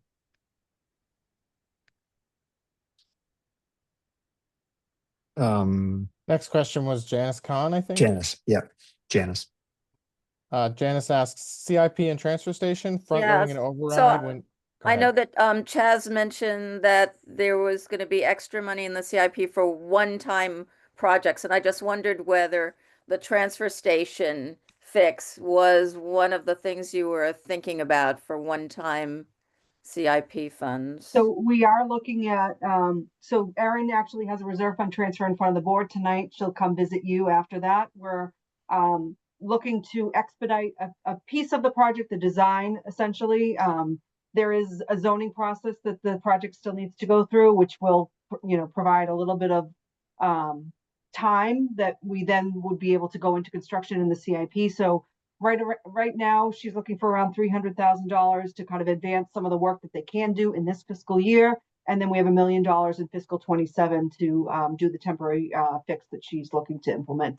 I just wanted to make sure that that was one of those projects because it wasn't in any of the slides. Yeah. My neighborhood is supportive of the DPW's work and yeah, I think we weren't sure whether or not we were going to be doing this through a budget amendment in 26 or whether or not we were funding it in 27, but it really does look like the zoning timetable is going to make this a fiscal 27 project. I see.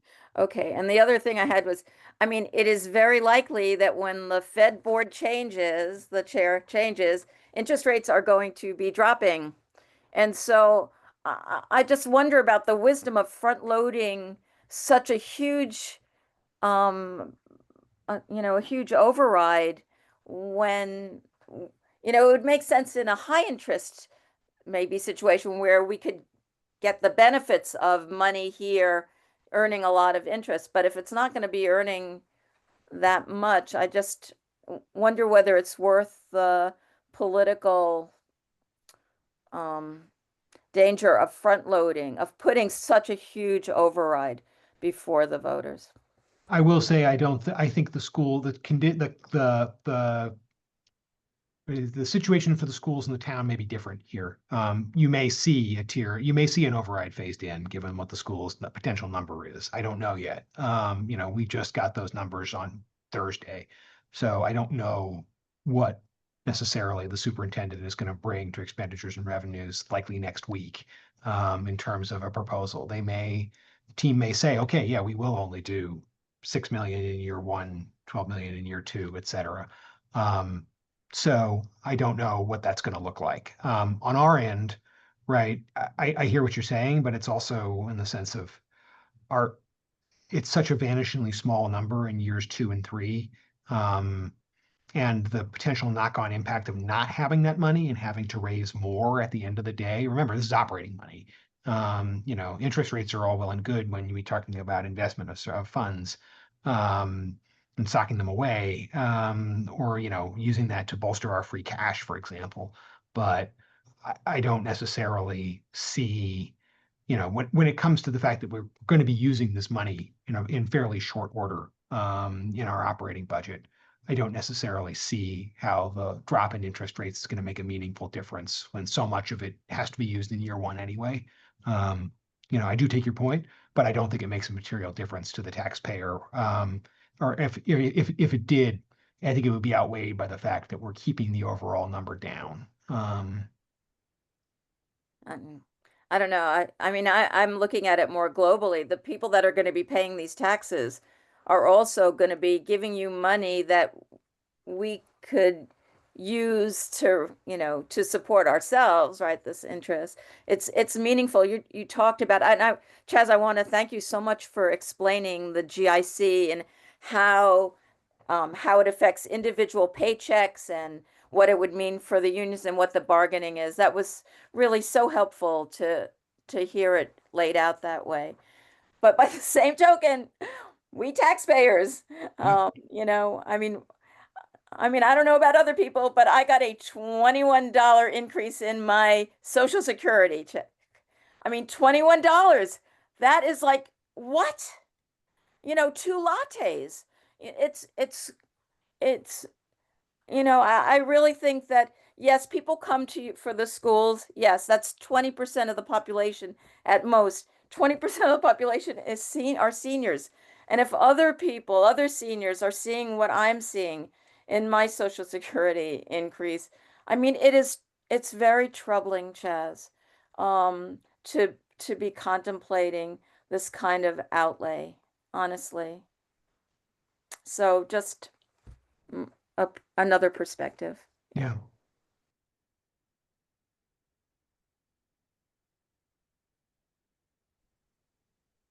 Just Other like questions? Elise had a question. Hi there. Yes. So, I think just to speak to Janice, and I think Fran, who just sent in the clappy hands to Janice's comments. I think so I had a question, but Chaz actually answered it, and I just wanted to say to my fellow committee members that I think this is what our town staff is trying to tell us, is that we could alleviate some of that pressure through these new developments. And if we can find ways to negotiate around that, then I think we can start to see some breathing room there. So I just wanted to share that bit, and Chaz and Melissa certainly has been very open about what we need at this stage, given the fiscal situation that we're in.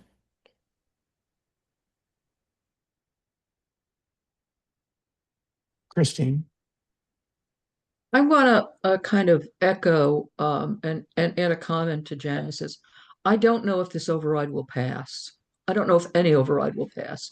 What I am hearing from friends who are looking to buy real estate is they don't want to buy in Brookline because we have a reputation for having extraordinarily high taxes relative to other communities. That may or may not be true, and I certainly haven't done that research. But I do know that on a single family home, I'm paying $20,000 a year in taxes, and that's a good hunk of anybody's income. And I don't know how willing people are going to be to go forward. It is going to start to negatively impact our house prices. If you look at realtor.com and they talk about how you calculate what a house is going to cost you, they fold in the taxes. So on one hand, when we're talking about the school system maintaining our house prices, on the other hand, the tax rate is going to start to erode that value going forward pragmatically. And I don't know how many more overrides we can sustain. So we're really going to have to start to think about that in a very serious way. We can't sustain an override every 3 years. And that's what the structural deficit is really calling for. So that means we have to think about some real and substantial changes in services or in other activities. And I think that's going to be a very hard conversation. I think we're going to have to be very clear with people about this, because it's not particularly sustainable right now for homeowners, and it will erode the price of housing in town. And I think that's what Janice is referring to. If all you've got is your retirement income, you're moving out of town, and lots of people are taking that option. But it's problematic. When people ask me all the time, "You're retired? Are you going to sell the house and move to a less expensive community?" And I'm not planning on that, but it is very problematic. I agree. I mean, we fully agree with that. I think and it is really important to focus on the bottom line. The select board is waiting for me, so I will. Yeah. I thought I was going to get a text when that was coming up. Apologize. Give me 1 second to finish my thought, and then I will be ready. The joys of multiple committee meetings here. Apologies for the interruption there. Yes, it is something that we take very seriously. Brookline has the highest marginal, it's the highest median tax bill in Massachusetts. And that is a result primarily of the fact that it's a desirable place to live. The price of housing is high, and therefore we have the highest median tax bill. And that has an impact on people with fixed incomes, and we take that very seriously. We have to figure out a way to balance this in the longer term. I do think that there are opportunities for better times in the near future around the corner. I don't want to be overly optimistic. I don't want to put rose-colored glasses on it. I don't want to say things like, "Oh, this is the last override. Everything's going to be fine after this." I don't think that's true. I think we are still going to be fighting a structural deficit, and we're going to have serious conversations once these outstanding obligations are satisfied about what the services look like. But I will also say that we've been trying to have those conversations in the community. I think, again, back to the fire question, back to the question of how many people do we put on an apparatus? And when that issue comes up, all of a sudden, well, we're not going to compromise public safety. Okay, then you got to pay more in taxes, or you run the risk of firing firefighters. Like that's it. That's the game that we're playing here. But it's not a game, right? It is the unfortunate reality of the balance. And when you ask where else, well, what else can you cut? You can cut your consulting services. Can you cut, money for plans? No, those don't come close to covering the costs that we're trying to address in these other circumstances. Those are the really hard conversations that we have to be having. And I will say that we are committed to supporting what the community wants to support. I am committed, given what the people have said, we're going to support 4 firefighters to an apparatus, and we're going to try and make that work. But that means having those hard conversations about where that money is going to come from. And that means having those hard conversations about where we're going to accept development and for how much. It means solidifying our processes and procedures so people don't view us as inherently hostile, but instead as good partners who know what we want and are not willing to compromise on that. All of that is really important. And so we try and strike that balance, knowing, I think Janice said it really eloquently, that yes, we have 20% of the population who are, if not on a fixed income, moving towards being on a fixed income, and we have to take care of them too. We're trying to balance all these things out, and it is very precarious. I will say we are not alone. Communities in Massachusetts are facing these existential questions, and not all of them have the resources or the committed volunteers like you that Brookline has. We're very lucky to have an advisory committee as engaged as you all are, because it means that we're going to be looking hard for solutions to these problems. So I will just say that as I now have to go talk to the select board about these issues too, how much I appreciate the hard work that you all do. We joke, we're civil servants, but we're paid to do this. You all are volunteers, and it makes a big difference in how well this town runs. So thank you all for the work that you're doing. And if you have any other questions that I can answer, I'm always happy to answer over email or to take a phone call at some point. So thank you all, and I'll see you soon. Thank you, Chaz. Melissa, how much longer do you have? I'm gonna have to hop over. We do have Charlie here. Okay. But you will have us for all of the subcommittee Oh, meetings, yeah. and the full committee meetings as well. So don't Nope, feel that you just have to wanted- ask all your questions tonight. We'll be with you guys Just- for the long haul. Melissa, Just wanted to get a sense. Yes, go ahead, Harry. can we assume our reserve fund transfer is passing the select board tonight and we should schedule something? Yes. Okay, thank you. Yep. Thank you. All right, I think we had a couple of more comments in our list here, so let's just go back. I'm kind of scrolled out. I think we were up to Carlos. Yes. As a side comment, it's too bad that the select board reneged our offer to do a combined meeting, since I think a lot of what we're saying would be useful for them to hear. But what I wanted to say is, so some of you know that I was in the Chestnut Hill West committee, which was disbanded recently, and I know that we want to think and we want to hope that commercial development is our way out of everything. But the reality is, for example, whatever happens at Chestnut Hill, it's probably going to take 10 to 15 years maybe to be completed because of the way it's phased and the developer that is doing it and so forth. So we're not seeing that total number for a long time. When you add inflation and everything, who knows what that number really means or what it is.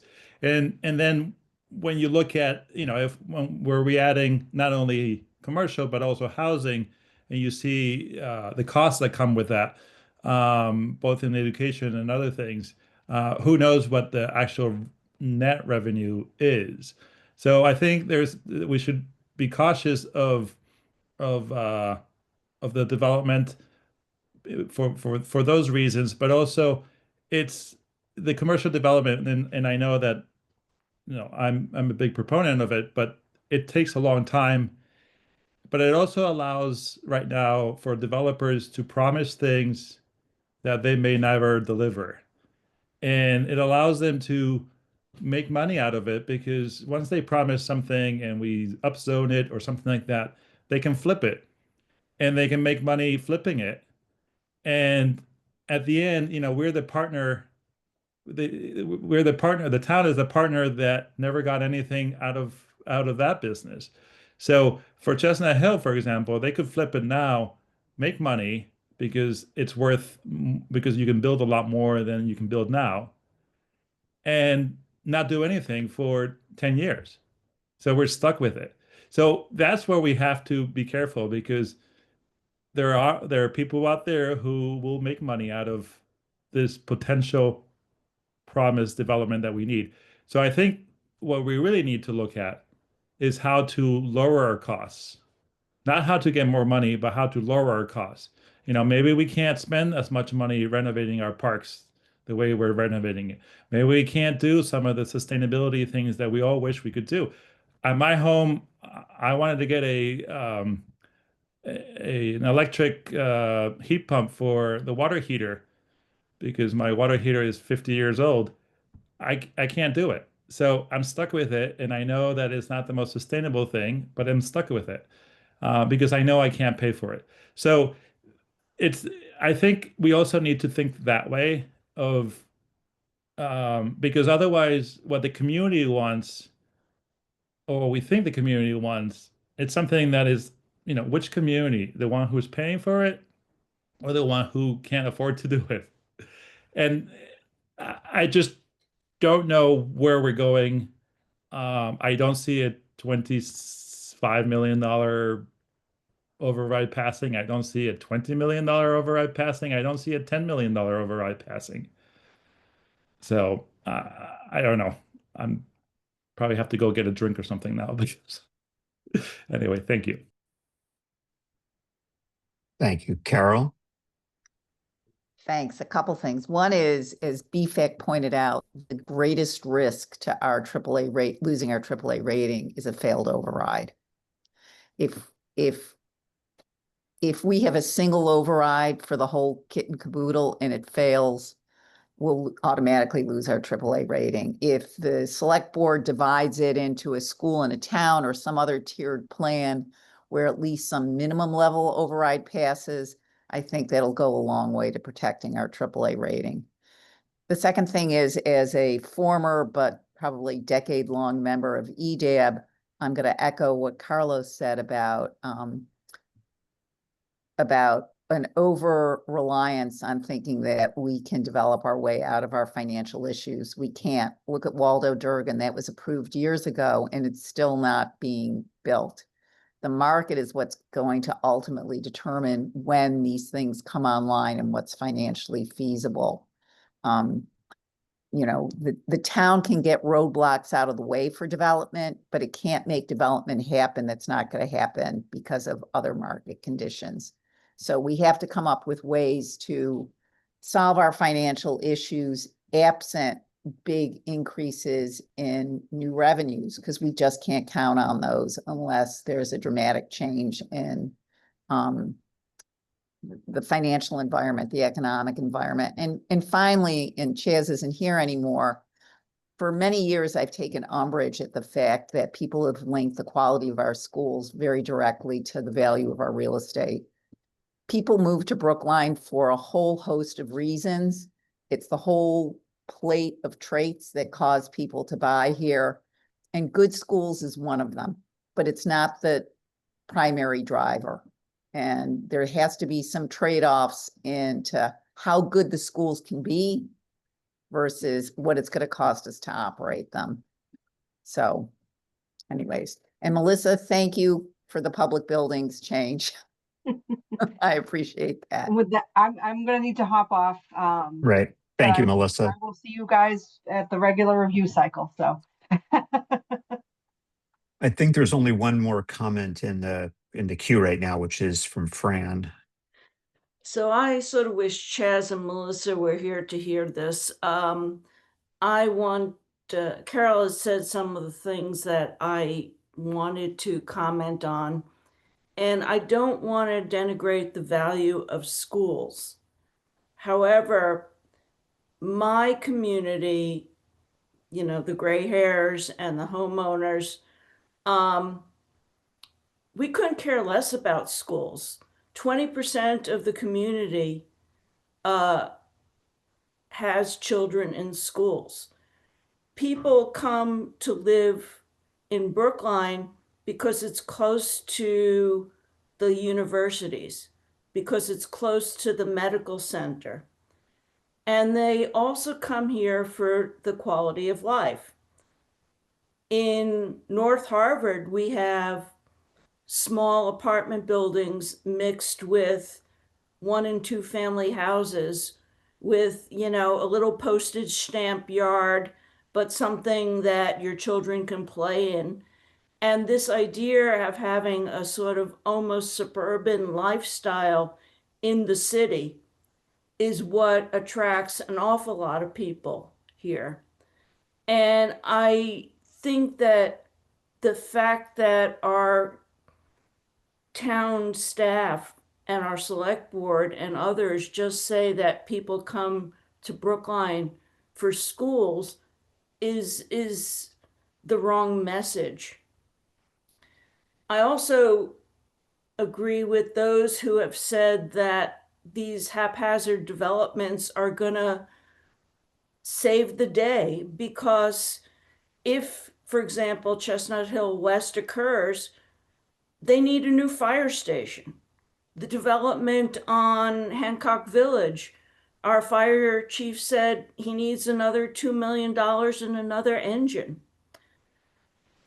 There's a sort of concept that if you sort of like having a small house with a little yard, that somehow you're excluding other people from your town.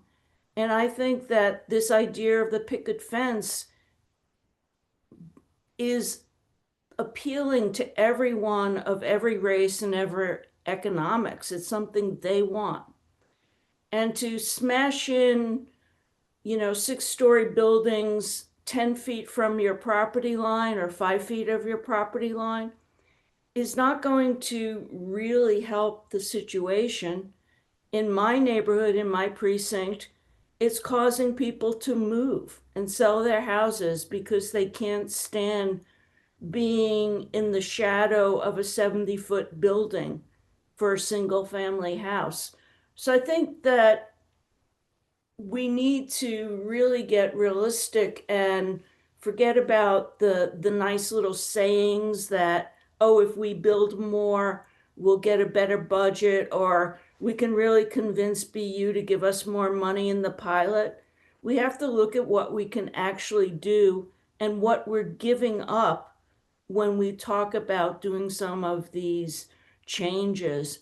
And I respectfully ask and wish Chaz and Melissa were here, that they consider the needs of every citizen of Brookline, not just the 20% of the families that have kids. So basically, sorry, that's my rant. Thank you. That's it. Elise?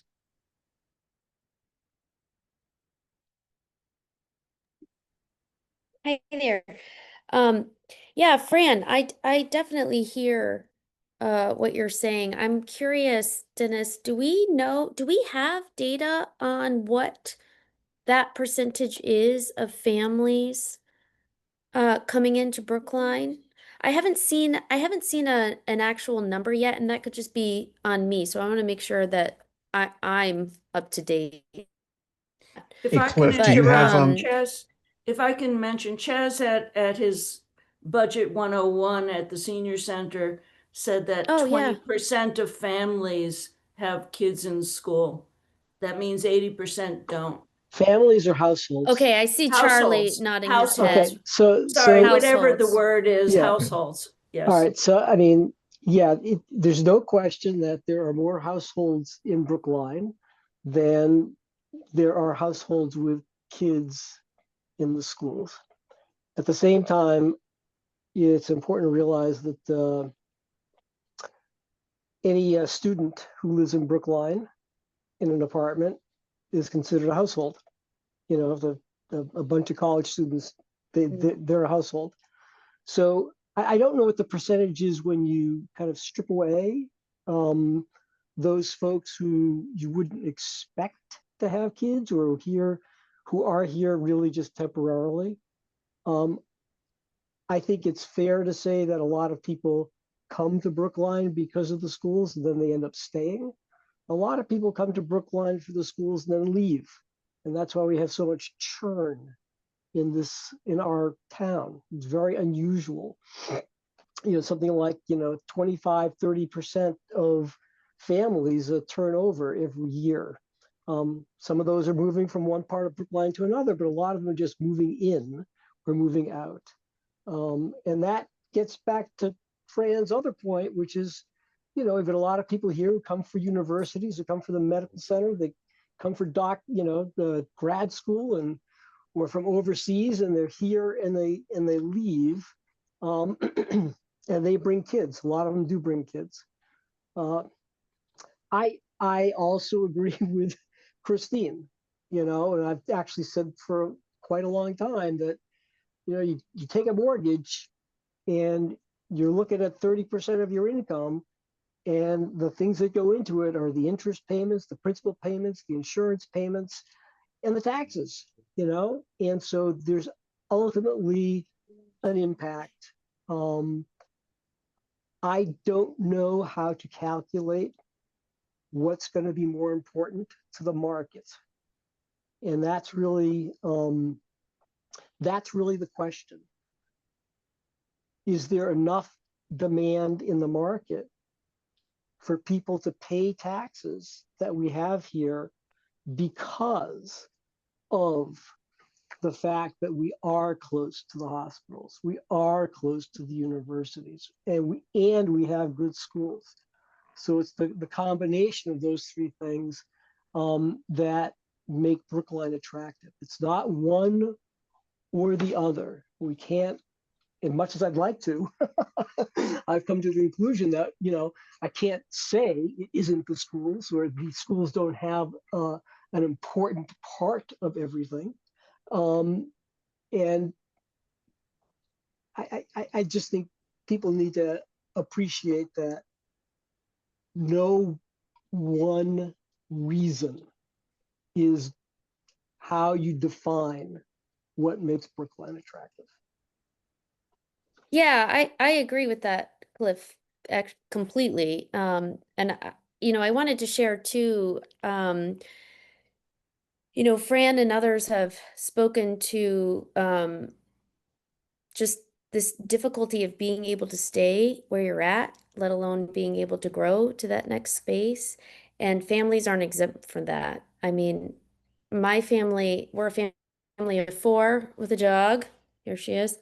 And we're all sharing one bathroom and 1,115 square feet. I mean, I think when I was at 42 Brown, I was neighbors actually with some of you. Linda Pelkey was, I think, one of our neighbors, and we were only able to expand just a smidge in Brookline. And given what our children's needs are, and given what, at least at the time, Brookline Schools was able to provide, this was absolutely the best move for us. So I just want to share that I personally very much feel these limitations as well. I hope there's not an impression among the AC that young families have infinite resources and can move into $3 million homes, because we can't. We're living in very tight quarters, and I think we're fighting 2 sides of the same coin, I guess is what I'm trying to share. Thank you, Janice. Yes, thank you. Cliff said a lot of what I was going to say. Elise, I really appreciate your perspective too. The reality is that with a median house, single family home now over $2.4 million, what we're getting is a lot of high income families moving in. It's the opportunities, at least for you to be in a starter home, are leaving. It's not going to be possible anymore for there to be starter homes like they were 40 years ago when I came here. And even back then, they were only in a few places in Brookline. I mean, Brookline's always been expensive, and it's never been an easy place to move into. But I will say that as one ages, it becomes community, and being close to the medical services becomes more and more important. And so, having a social support network as we age is really important. And when taxes rise to this level and forces people out, it shreds the safety net for people who have lived here for a number of years and have developed a safety net. The safety net is just, as I said, it's just being shredded. And so, a structural deficit is and Cliff was right. I've heard that expression, that the churn as well, that it's 25 to 30%. It's been that way for as long as I've listened to a town clerk. That's the figure, and it's largely because people come to study and they leave. When I bought my house, and there were others here of the same era, we came to put down more than just send our kids to school here, but to really put down roots. And in succeeding generations, that's been less and less the case. They come for the schools, they leave when their kids are out of school. And so it's, that, is that really what we want to encourage, for people to feel like, well, they'll just stay there for this one service and then they're going to get out of Dodge and go someplace else? Or do we want a more stable town that has multi-generations, that form the fabric of this community? And, I came because I liked the diversity that I saw. There was lots of income diversity when I first came here. We, of course, had rent control, which helped. But, it was a different kind of place. People also came here. I mean, people came here also because of the green space, the parks, the trees.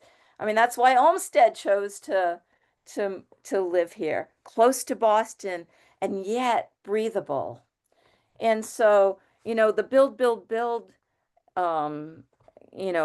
that we hear in the conversations takes away from that breathability, right? Density stops that breathability. And how we come to some sort of equilibrium, I'm not sure, because the cost of living now is so high, and the stresses on people's finances in general are so high. So I don't know how we come to an equilibrium, but I totally agree that people do not just come to Brookline for the schools, and they certainly, those of us who stayed didn't stay for the schools. We stayed to be part of a vibrant community. Liv? Yeah, thanks. I don't want to get into the whole conversation about development. I have a very different perspective, but I guess what I wanted to ask is, okay, people don't want certain things to happen. I get that. We lost you, Cliff. You're muted. Sorry. Yep. And I know that's what people prefer, but I'll try again. Where did I stop? So I said, I started with, I'm not going to get into the development discussion because that will go off on a real tangent. But I'm curious because people say they don't want development. That's fine.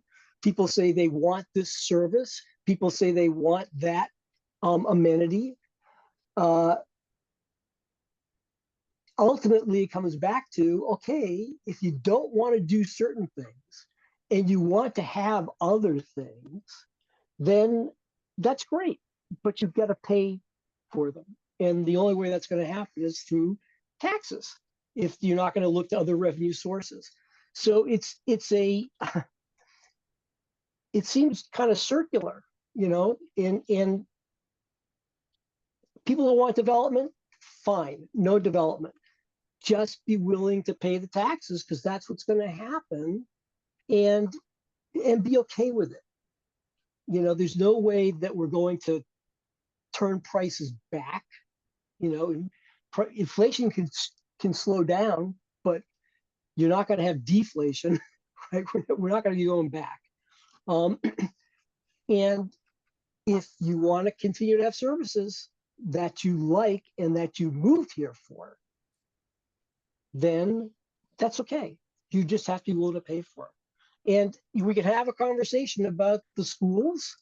And, I will only say, and for those of you who've been listening to me for the last 12 or 14 years, you certainly know that the people on the school committee don't look kindly at me. Okay. They think, I'm a devil, right?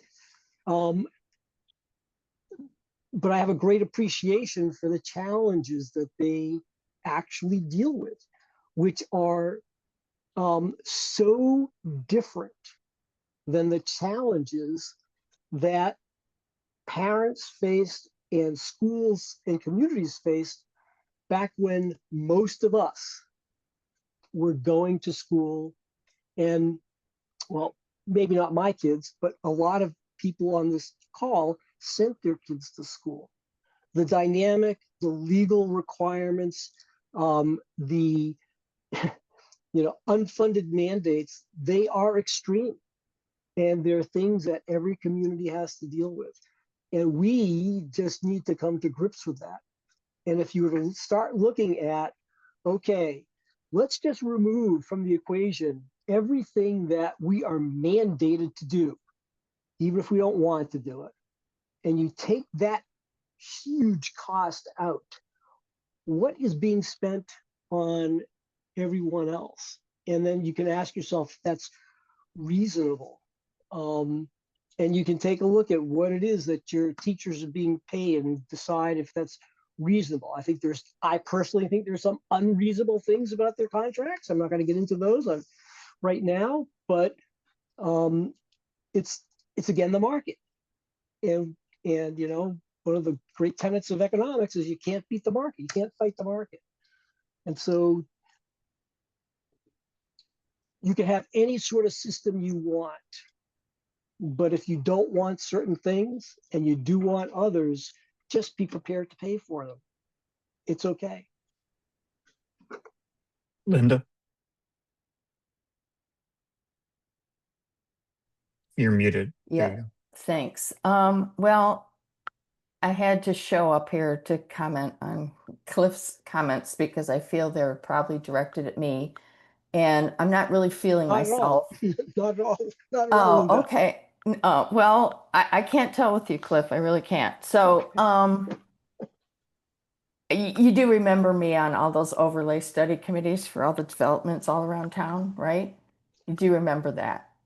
Anyway, I think my point is I'm definitely not hearing or proposing no development.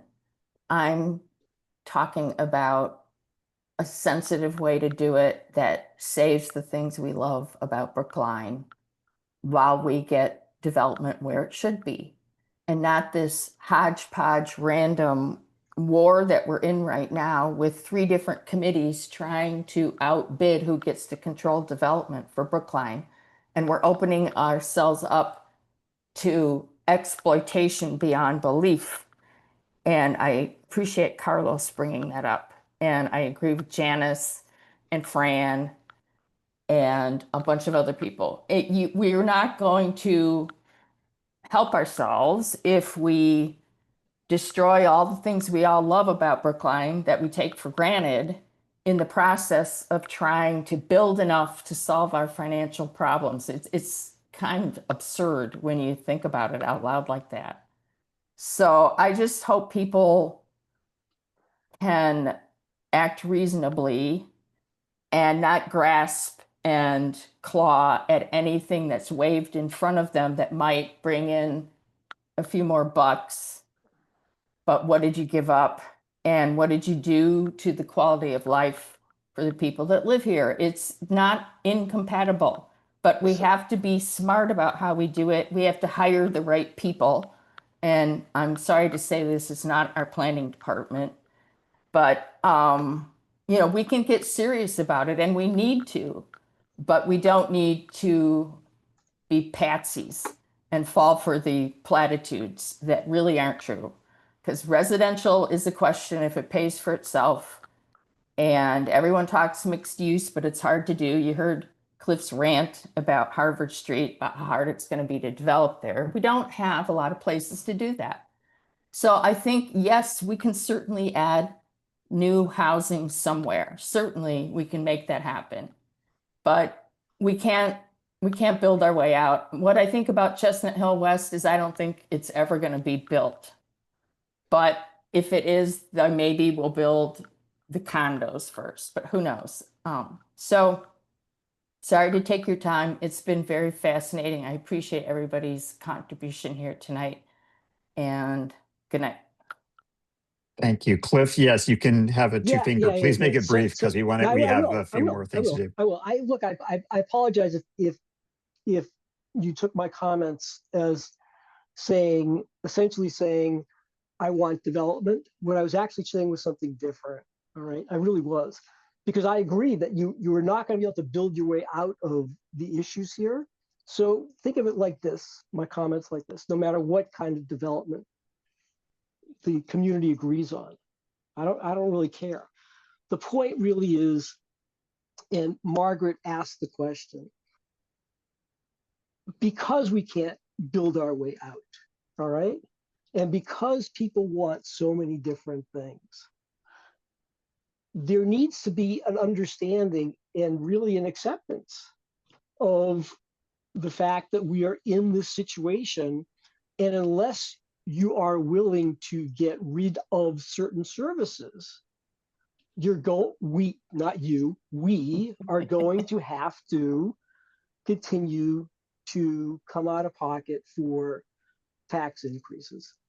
And, maybe 2.5% is too low. I know there's going to be a warrant article with a resolution suggesting that, that the limit should be raised. But all that really says is that it's going to be more expensive going forward. And I think that's really what I was trying to say, that it's we all need to come to grips with that fact. I don't know how you get the cost structure down to 2.5% plus new growth plus local options taxes. That's really the bottom line of what I'm saying. It wasn't Neil? about development. Yeah, thank you. So I want to just talk a little bit about the advisory committee process and the subcommittee process. We have no control. We can lobby a little bit, but we have no control over how the select board decides to solve this Goldilocks problem of what the override on the ballot should look like. If they put in what they overall town needs, whatever that means, then the voters just vote no, and they don't get anything. So you have to find the number that's both inadequate and meets with the approval of the voters, right? If you want to have some semblance of an override. But I want us to remember that we typically get dinged every year that we don't change the budget much. We make very few amendments to the budget as presented. And I give the staff credit for that in large part because they don't give us fantasy budgets that we have to, tear apart and reassemble. They give us pragmatic budgets. That's not necessarily been true on the school side for the past, however, we had a former superintendent. But I think that is true on the town side.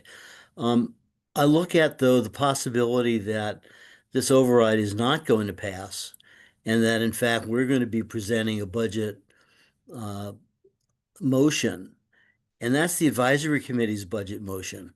And I know that in prior override years, we've looked at the departmental budgets, sort of presuming a pass and taking for granted that if it doesn't, this is what the changes will be as proposed. I think we have an obligation to look at in our vetting process whether we agree that what will not be spent if the override fails is as proposed, or whether we somehow come together and evaluate that difference.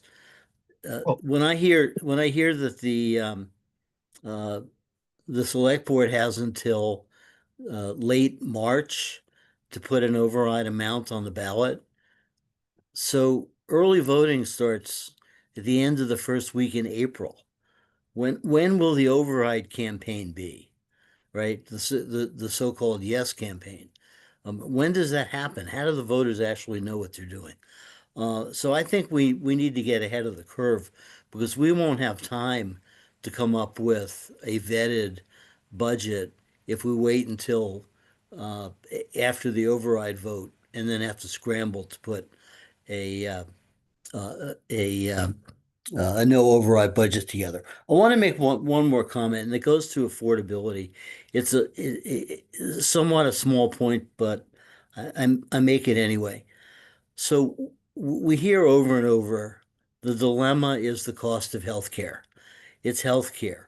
And some states have excluded it from their version of Prop 2.5, saying, okay, but we won't include healthcare costs because we know you can't live within whatever the 2.5 cap equivalent is.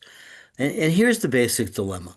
So what we're asking the voters is to pay 87% or 83% of the increase in healthcare costs because it's going up, and not sort of realizing that the voters, they have to pay their increase in healthcare costs also.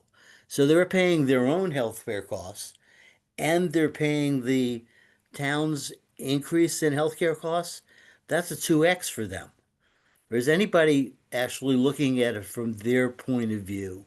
And I think it needs to come back. I'm a pro worker, pro union kind of guy, but I think it has to come back to collective bargaining and say, how much are we spending, right? In dollars, not percentages of healthcare, but how much are we actually spending in money? And how would you like to divide it up? Anyway, that's enough time for me. We got, lots of budget time coming up.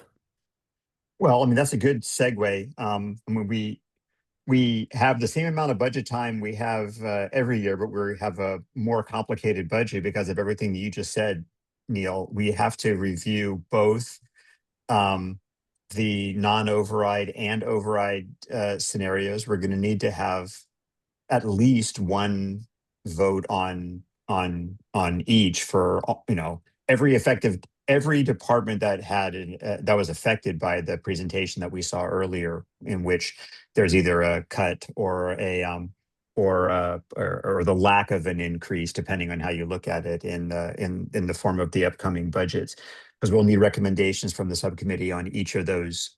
But also, I would anticipate, as you were suggesting, this year we may have stronger disagreements than in the average year, because of the squeezes that are coming in some areas. And so I'm turning this over to Harry to give us the outline of the upcoming schedule. But when you are conducting your departmental budget reviews, we need votes on, or we need recommendations from the subcommittee on the override and non-override scenarios, and possibly recommendations for changes to each scenario. Harry? Yeah, I'm not going to go into detail because I don't know it well enough, but thanks to the efforts of Carla Benka, we have a draft schedule which has been sent to you, so you should take a look at it. What I would encourage the subcommittee chair people to do is, especially on those subcommittees where it's sort of in the past been difficult to arrange meetings with the department heads, to start doing that now. And possibly also to schedule a sort of organizational meeting. Carol Levin did that with Cap Sub. We met, we decided sort of what days of the week we would hold meetings on. We got buy-in on the times. So we're basically going to be holding Cap Subs at, Wednesdays at 5 o'clock. So if the other chairpersons wish to do that with their committees, it may help in helping to schedule future subcommittee meetings. The schedule that Carla put together, and I'll let her speak for herself, but is, of course, as these things always are, is aspirational. And so I'm corrected on the Capitol. It's Monday and Wednesdays at 5 o'clock. Is aspirational, and but do the best you can, but get an early start on this. Carla? Thanks, Harry.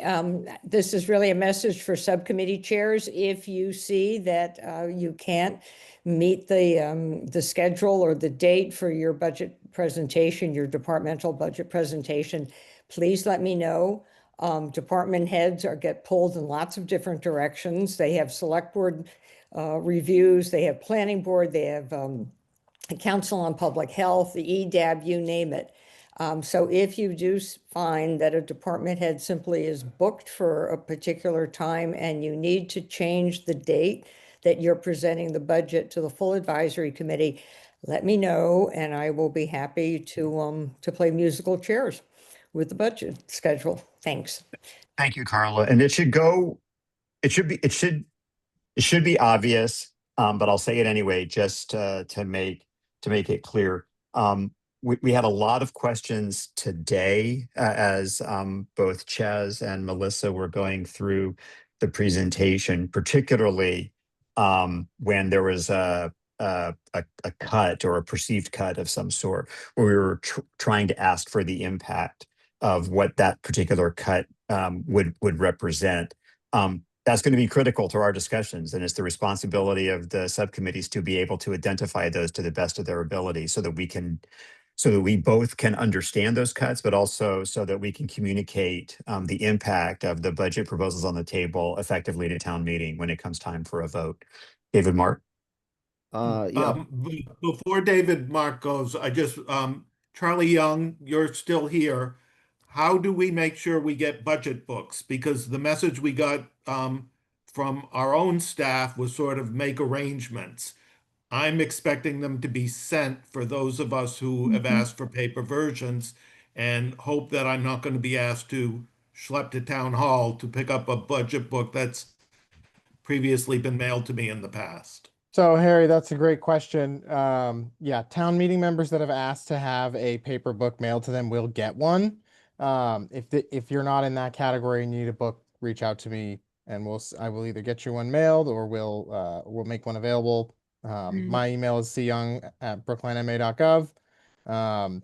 And I think, Harry, if you've signed up to get a book, you should get one, but let's just, okay. For members, if you are concerned, if you haven't gotten a book in the next couple of weeks, those are getting mailed this week. Please reach out to me. Charlie, are they available if we stop by the 6th floor? They are. If you have not asked to get one in the mail, you can go pick one up. Okay, thank you. Susan? Yeah, I had a couple of questions. Is it clear from looking at the budget book, whether online or in print, what the specific items that we see for a department is the baseline assumed to be without any override? Yes, Or is that with that the is correct, override? Susan. So if you're in the department sections in the budget book, what you're seeing is a no override scenario, and only the override page of Chaz's budget message includes what is getting added in the event of an override. And I will say, right, like we've been discussing, we don't know what the yes override scenario looks like because we haven't gotten recommendations from ENRC or had a board vote to put them on.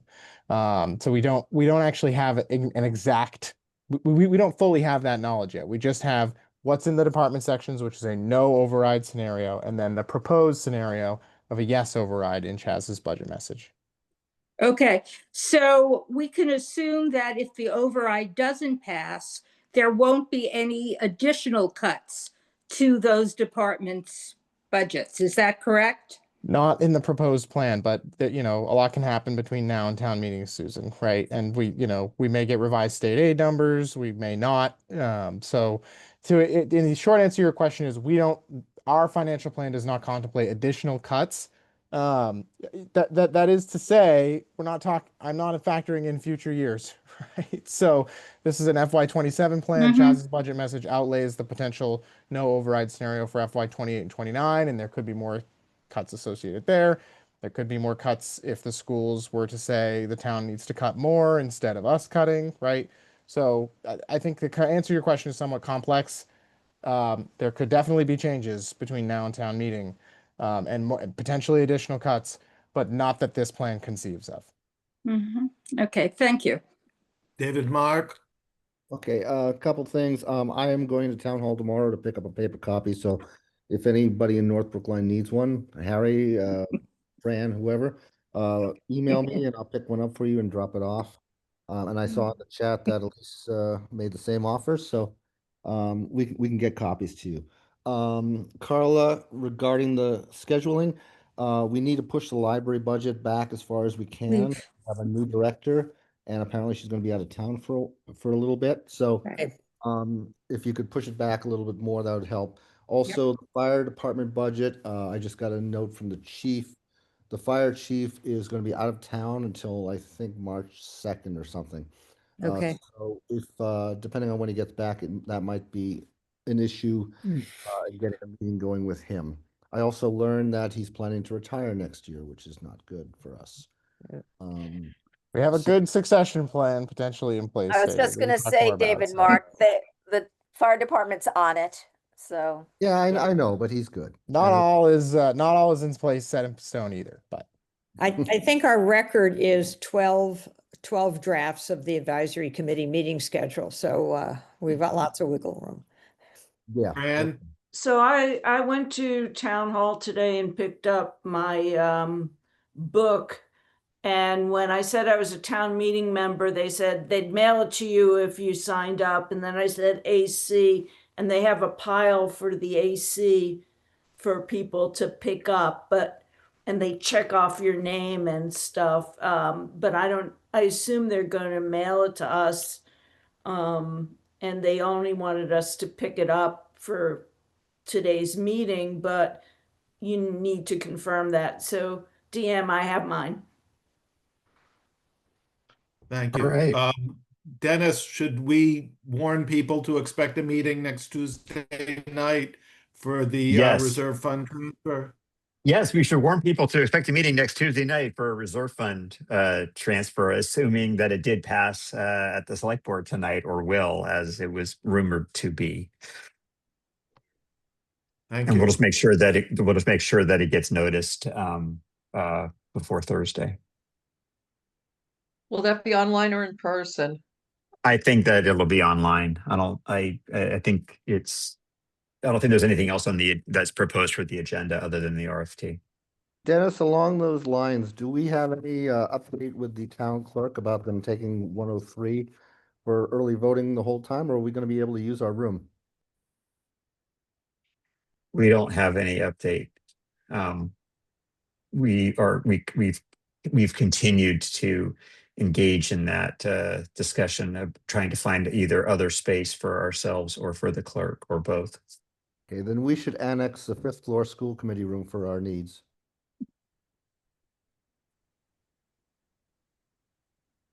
When we review the advisory committee budget, perhaps we can add funds for that purpose to mount an attack on the school committee. Or anything else, Harry? Just David, Mark, if you could pick up a book for me and let them know not to mail me one, I'd appreciate it. You got it. All right. Thanks, everyone. See you on Tuesday. Good night, everyone. Right. And thank you, Bye-bye. Charlie. Yeah. Thanks to everyone on the 6th floor.